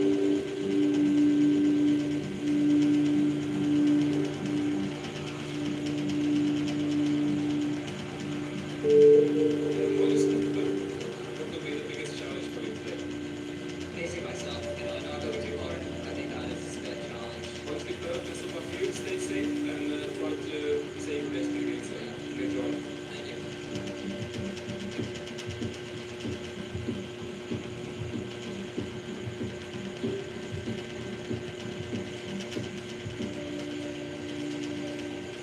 So one trick for the goggles not to fall off is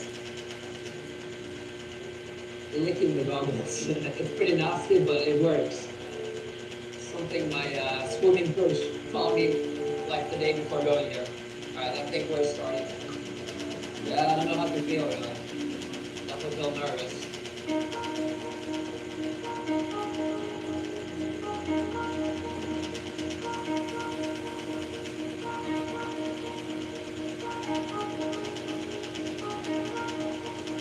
So I actually can't remember the last time I was this nervous. I must have had like 190 heart rate when jumping off that shit.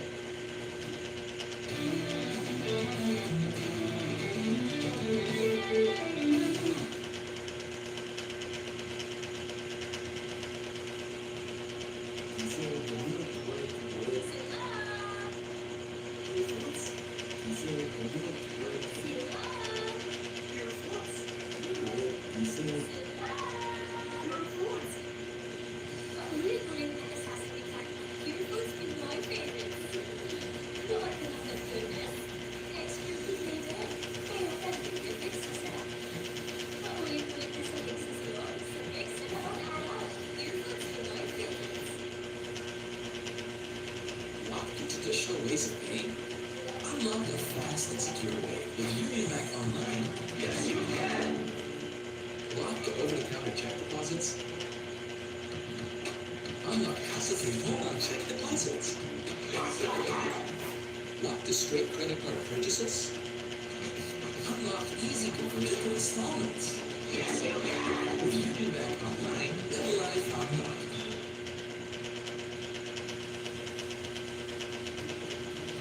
The water was so cold and there were so many people swimming around and you can't even start again. And the thing was, you had to be a little bit tactical about when you jumped off the ferry. Some people jumped as soon as they said you could jump, but then you had to wait in the water for like half an hour. But if you waited too long on the boats, then it would drift further and further away from the starting line. So I tried to place myself somewhere in the middle of the pack, but the boat drifted like crazy. So I actually had to swim like 400 meters just to get to the start line. And that was before the race had even started. So they had all 250 of us lined up by the kayaks, and when we heard the horn, the race had begun.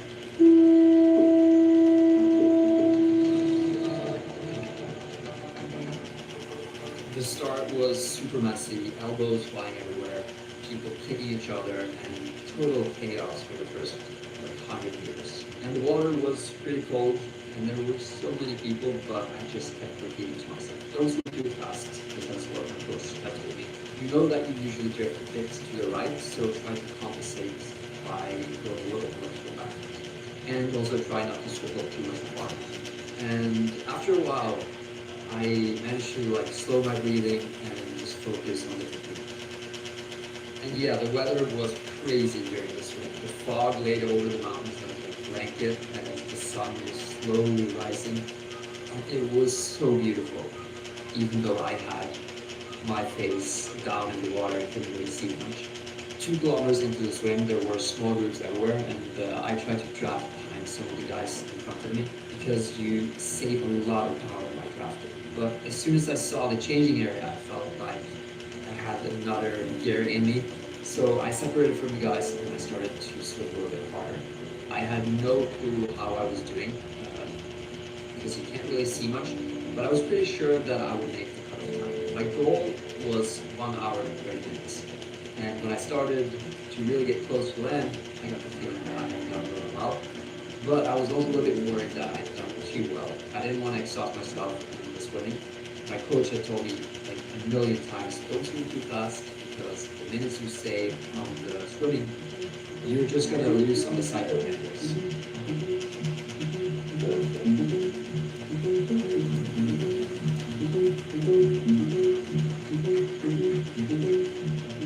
Excellent swim on this. You actually did it in 1:17. Calm down now. Don't stress.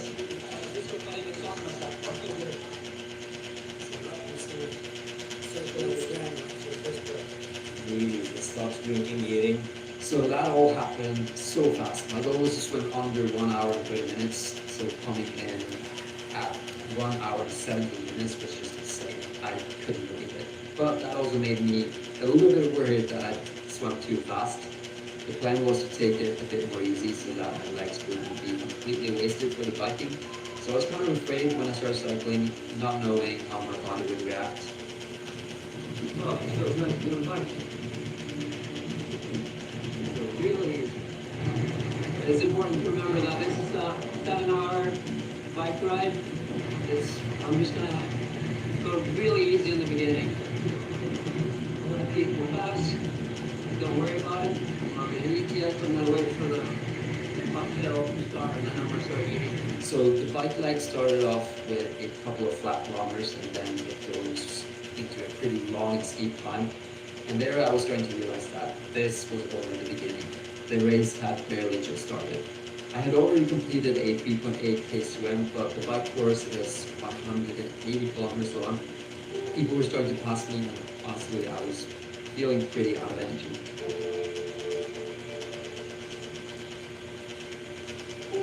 But after eating a bit and getting used to the bike, I started to get my energy levels back, and I actually started to pass people, pass me earlier.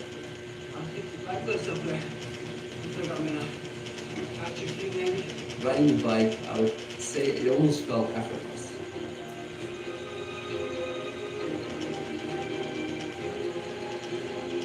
My bike feels amazing, my legs also feel light and strong. I'm like in the flow, and I'm passing a lot of people. I just hope I'm not going too fast and that I'm going to be wrecked later on.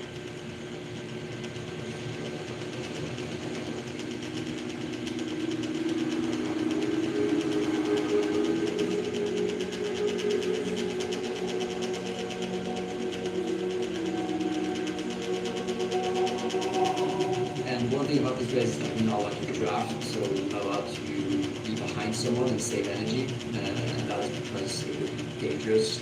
There's not enough medic throughout the long distance, and they don't want any accidents, so when you decide to pass someone, you have to do it carefully.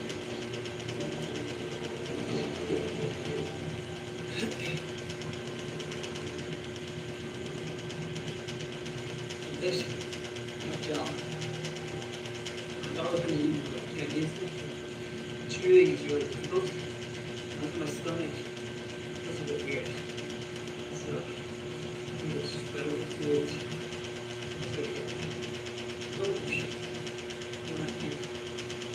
Get it from the car. That's a nice one. Let's show it.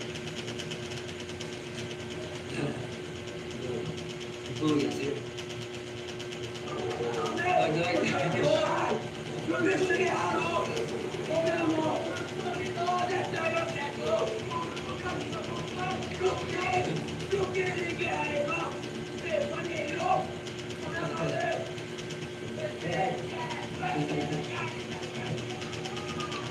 I'm kind kind of surprised at how the positions are changing during this race. Like, I'm constantly passing people, gaining better positions, but then someone out of nowhere just flies past me. And even though there are still many hours left, I can't help but thinking that being top 100 could be within reach if I just finish strong. We just entered the first support zone. This is the first place we can give money support after 23 minutes in the right leg. We just passed the timing point on the road there. Is triathlon number 5. That's very, very good. His aim is to get the back to the second. That means he has to be among them in the 61st one. So now it's on the 5 of 3 months. 150 plass överallt, väldigt bra. The support I'm giving through the race is super important. I'm giving water, electrolytes, salts, Red Bull, candy, chocolate, gels, everything. And in the beginning, I was quite hungry, so it was super nice whenever I got refills, but I'm starting to feel sick from all the food and sugar. But I just have to suck it up because I know that eating now is going to help me a lot later on in the race. The nature here is just spectacular, and I've really fallen in love with cycling, like cruising at 60, 70 kilometers an hour, sun in your face, and wind in your back, looking at all the beautiful Norwegian nature. It's just wild.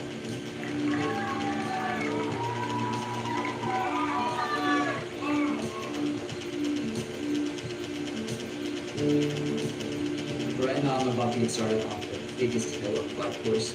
This is a long climb, and if I haven't saved enough energy for this part, I'm going to be completely wrecked, and people are going to start passing me. We're waiting for Magnus. This is final bike leg and also part of the bike leg. It's the steepest climb. It's about 7 kilometers of 10-11% incline. And when you get to the top there, it's the last place we get supporting. You get drinks, and then it's mostly down the keep people so we'll try to make him drink a little more because he needs all the energy. This is where he starts to suffer. This is where Norseman actually starts. Excellent comments. 2.5 kilometers to the top. I'll give you some food now for that to the last part. I don't really train to running at all. I've trained with transition to running for the longest. I ran 40%, 5K, and I'm going to do 42K uphill, which is great. I was like, who's this guy talking? We have YouTuber guys people here. A lot of people are extremely impressed by 2 weeks of preparations and a swimming part with so good time and even placed around 59 minutes, I think. Yeah, we're lucky actually. So best of luck to you, Magnus. Thank you.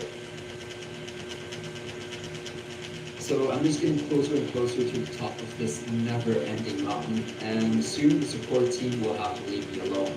So from here and until T2, the next changing zone where I will change to running shoes. And just thinking about the fact that I'm soon going to change into running shoes and do a marathon is just insane. Once we've down to T2, you should try to eat a little bit, relax, and start with fresh feet, I guess. The only worry I have now is getting a flat tire because there's like 30 kilometers until I can get help. So if I get a flat tire here, I have to change it on my own, and I've never changed a bike tire before. We were supposed to practice it, but we never did. And that could potentially cost me a lot of time. And the road is not that great. There are a lot of bumps and stuff going downhill really fast. I'm just praying that I won't get a flat tire. That is like the only thing that can mess this up now.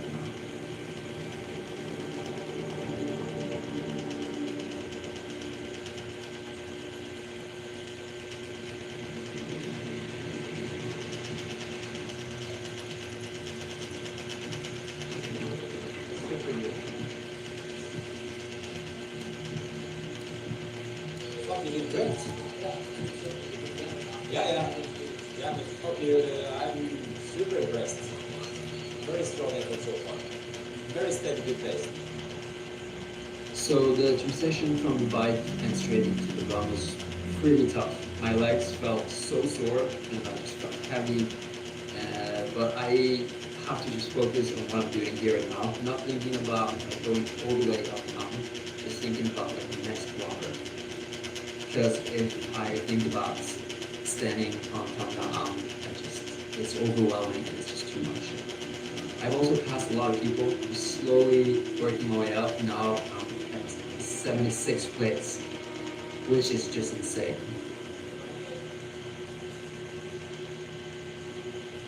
So just to remind you, it's the first 160 people up to the cutoff point at 37.5 kilometers into the road that gets to finish at the top of the mountain and gets the black t-shirt that everyone is dreaming of. And even though I should be safe in the position I have now, it's impossible to say who has saved power and who is completely done. I don't feel like I have a lot of power left. And I'm worried that people are just gonna rush past me. Like I could easily hit a wall and it's all been for nothing. If I only take a few minutes of rest, I'm sure I'm gonna lose so many places.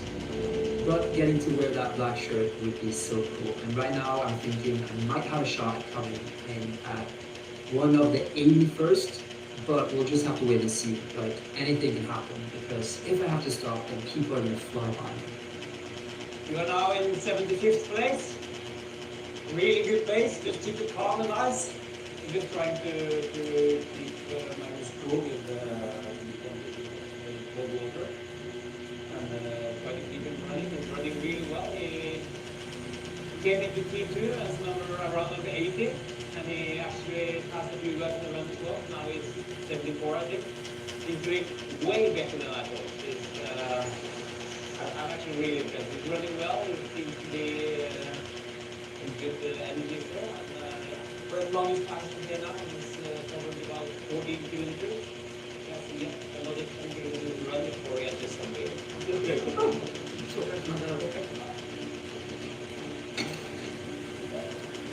Eating and drinking is completely out of the question though. Like the last thing I want now is any sweet drinks or sugar. So Magnus entered the phase of his race where he doesn't want to drink or eat anymore. Every time he's trying to go into it now, he just doesn't want it. So he's playing sleeping now.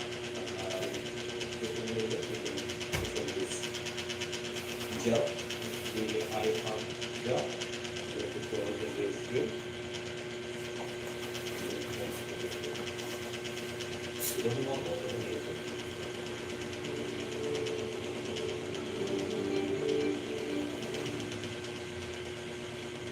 My body is just getting worse and worse, and when I turn a corner and I can see the mountain behind the front, usually seeing the finish line is motivating, but in this case, it just seems so far away, and I also know that Zombie Hill is next. After 25 kilometers of running, this hill is just insane. I've heard a lot of people say that Zombie Hill is the part of Norseman that makes it the world's hardest triathlon, and I guess it's more mental than physical. It just goes up and up and up. Trying to stay motivated, but the mountain looks so far still. The important thing is not to focus on the end goal, I think, just like a little bit. The next part, I'm like, towards the station with black shirt. I was going to do a little victory and then don't worry about what comes after that. It really feels never ending. My feet hurt so bad, my knees hurt, my back, just everything. And people around me as well were walking so slow. But then I could see it, the cutoff point, where I would get my black shirt, and this was like the goal all along. And I felt like that gave me like new energy, and my goal now was to get up that mountain as fast as possible.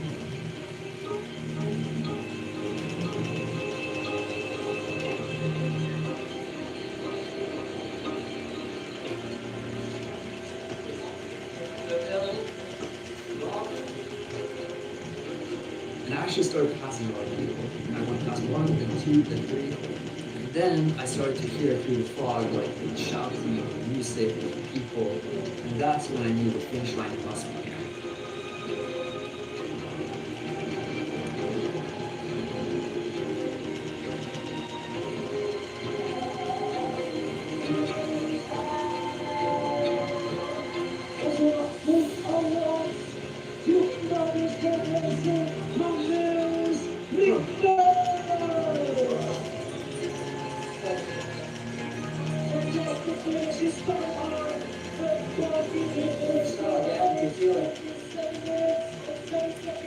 So,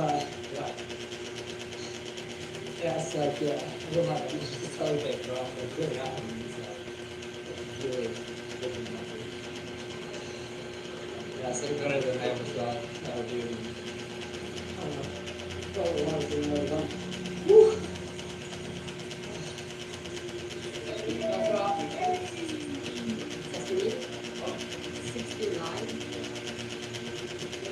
That's a funny number, but freaking number. That's so much better than I have.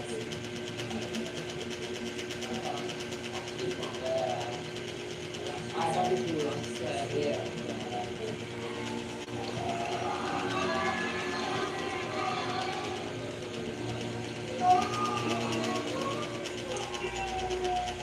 Like the dream of 14 hours.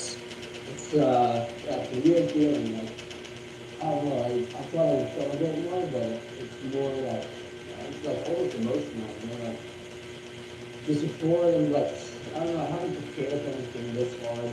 Even though it's only been 2 weeks, I feel like I worked really hard, like I'm training 4 or 5 hours every single day.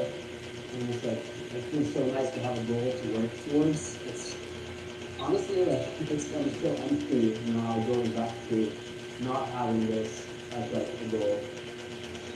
I don't know, I'm just super, like I can't put it to words. And yeah, there's a lot of people caring, I think.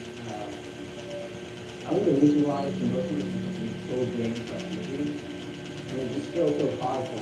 And,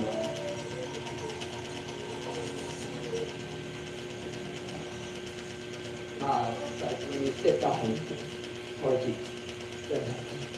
Okay, well let's stop for a minute. Do you guys remember Christian, who I did training with at the beginning, the swimming? He finished first place, he was the first person up from the water, and then he finished 45 minutes before second place, which is just incredible. So this is how it looks like, huh? I've been thinking about this trip for the last 2 weeks. I didn't think I was going to do it, and especially the fact that I came in 69th place. So shocked.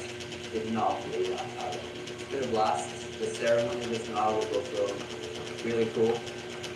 And now that I'm doing new challenges, if there are any other challenges you want me to attempt, please comment below.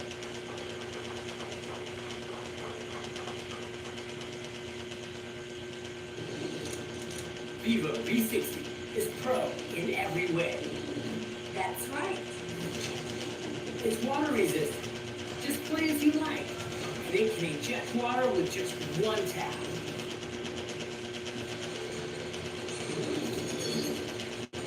V60 is equipped with Vivo's exclusive Blue Book technology. Massive power, endless energy. With 90-watt flash charge, Vivo V60 will power up in a flash. Zero weight, zero waste. Vivo V60. Size portrait, so pro. Vivo. Cooking has its chaos, but with Byrd, it also brings joy and the confidence to create with quality you can count on. From the calm of the first perfect spread to the silky form of cooking cream, a sprinkle of shredded cheese that elevates everything, and a slice that brings it all together. Byrd offers a wide range of quality European ingredients, crafted to spark ideas and make every step feel effortless. From the spills and pickles in the kitchen, to the first bite you take, and the smile when they take theirs. These are the moments that make it all worth it. With Byrd, it's easy to find joy in cooking.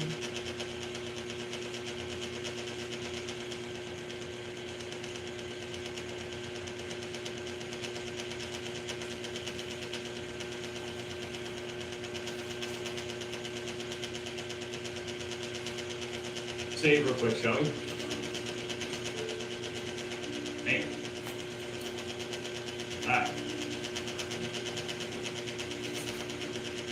Logan Gardenhire, thank you for the $4.99. Hickory dickory dock. The dock ran up the clock struck 10, and Doc fell down again.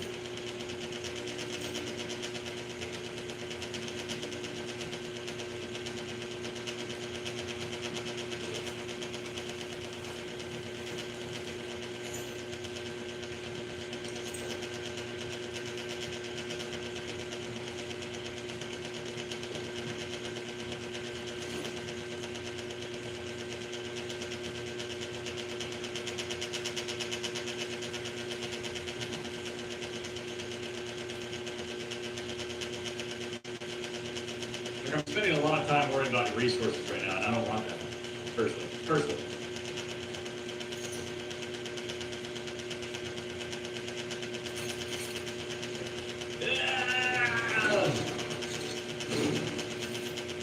I already want different monsters flying at me. Situations.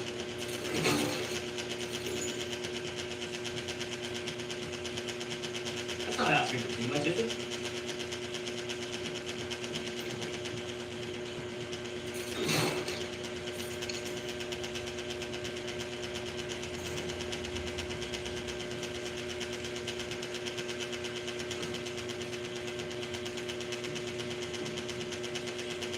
Resources already maxed out. You see what I'm saying? We're playing this game.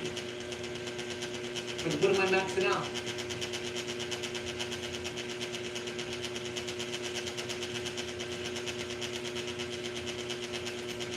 I need all this stuff.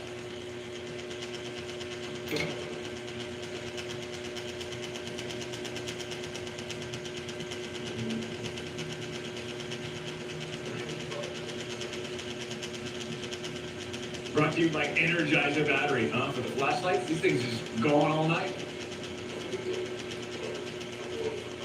Tom, thank you for the $5 donation. Yo, Doc, I heard these monsters kidnapped your son. Give me back my son! Give me back my son!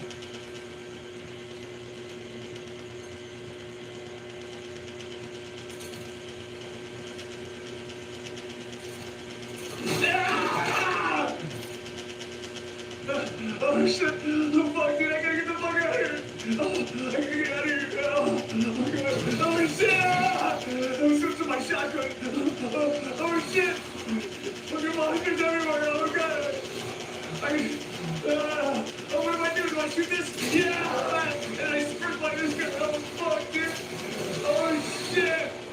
Let me just drop this right here! Yeah! Come over here!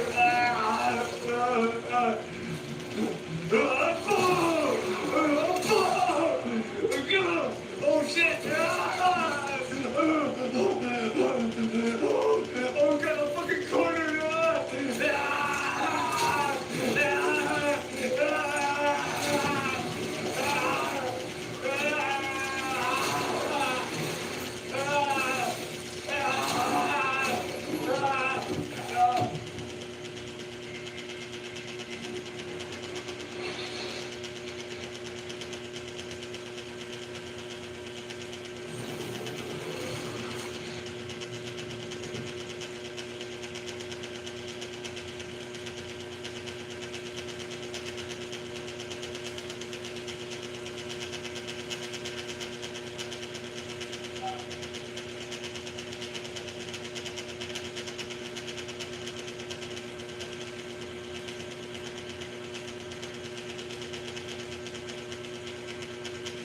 This game ain't it, Doc. I'm not feeling the game.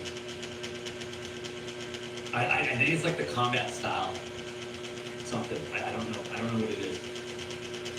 I think it's the combat. Something. I mean, it looks good. It's good. It's like they executed what they wanted to go for. I just don't think this type of game, the way it feels and everything, is for me. I don't know. Let me just try to get, let's just try to get by this section and we'll go from there. Because I'm already thinking like some Warzone solo hot drop sniping right now. I don't know. Just something kind of like just to like, all right. Finish off the week with some BSM kind of thing. You know what I mean? Try to get my own groove. I don't know.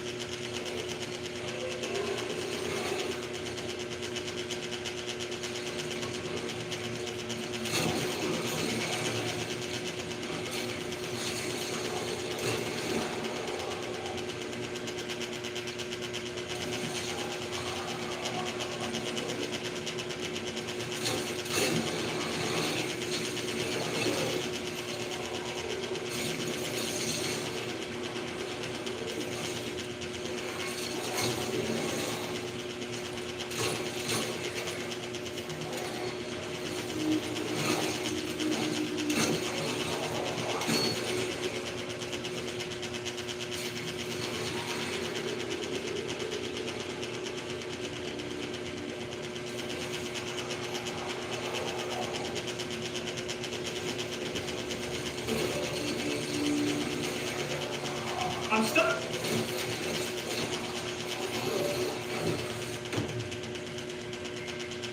Blow me back in, blow me back in. There's definitely a pattern here. We gotta get them all in the same room. That's the problem. Watch this, you ready?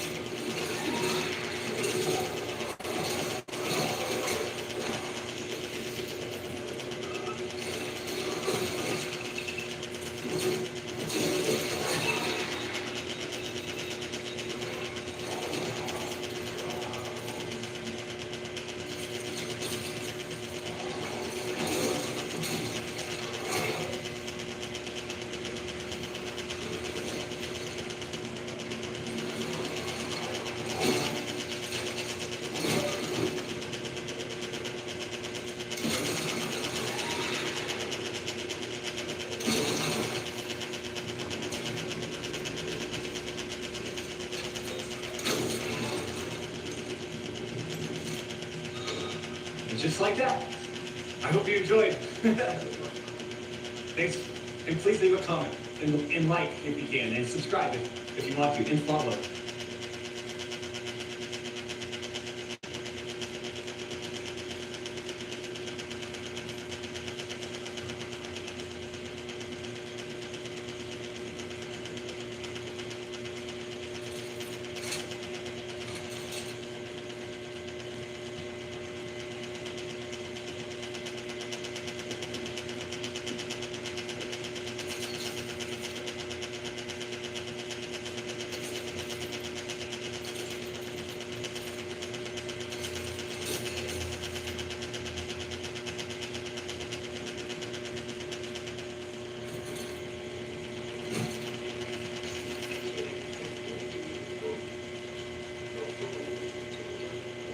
Can we charge our shotgun too?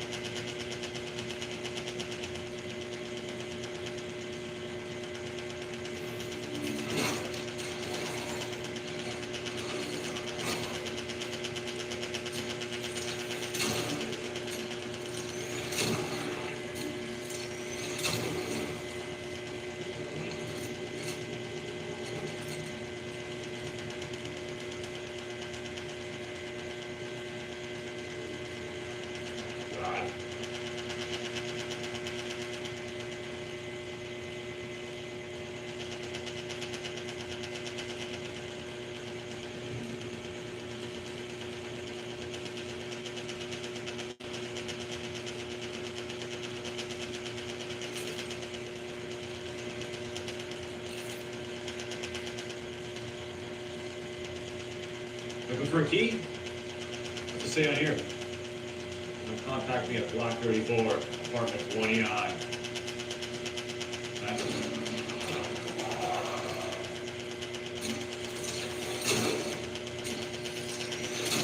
Ah!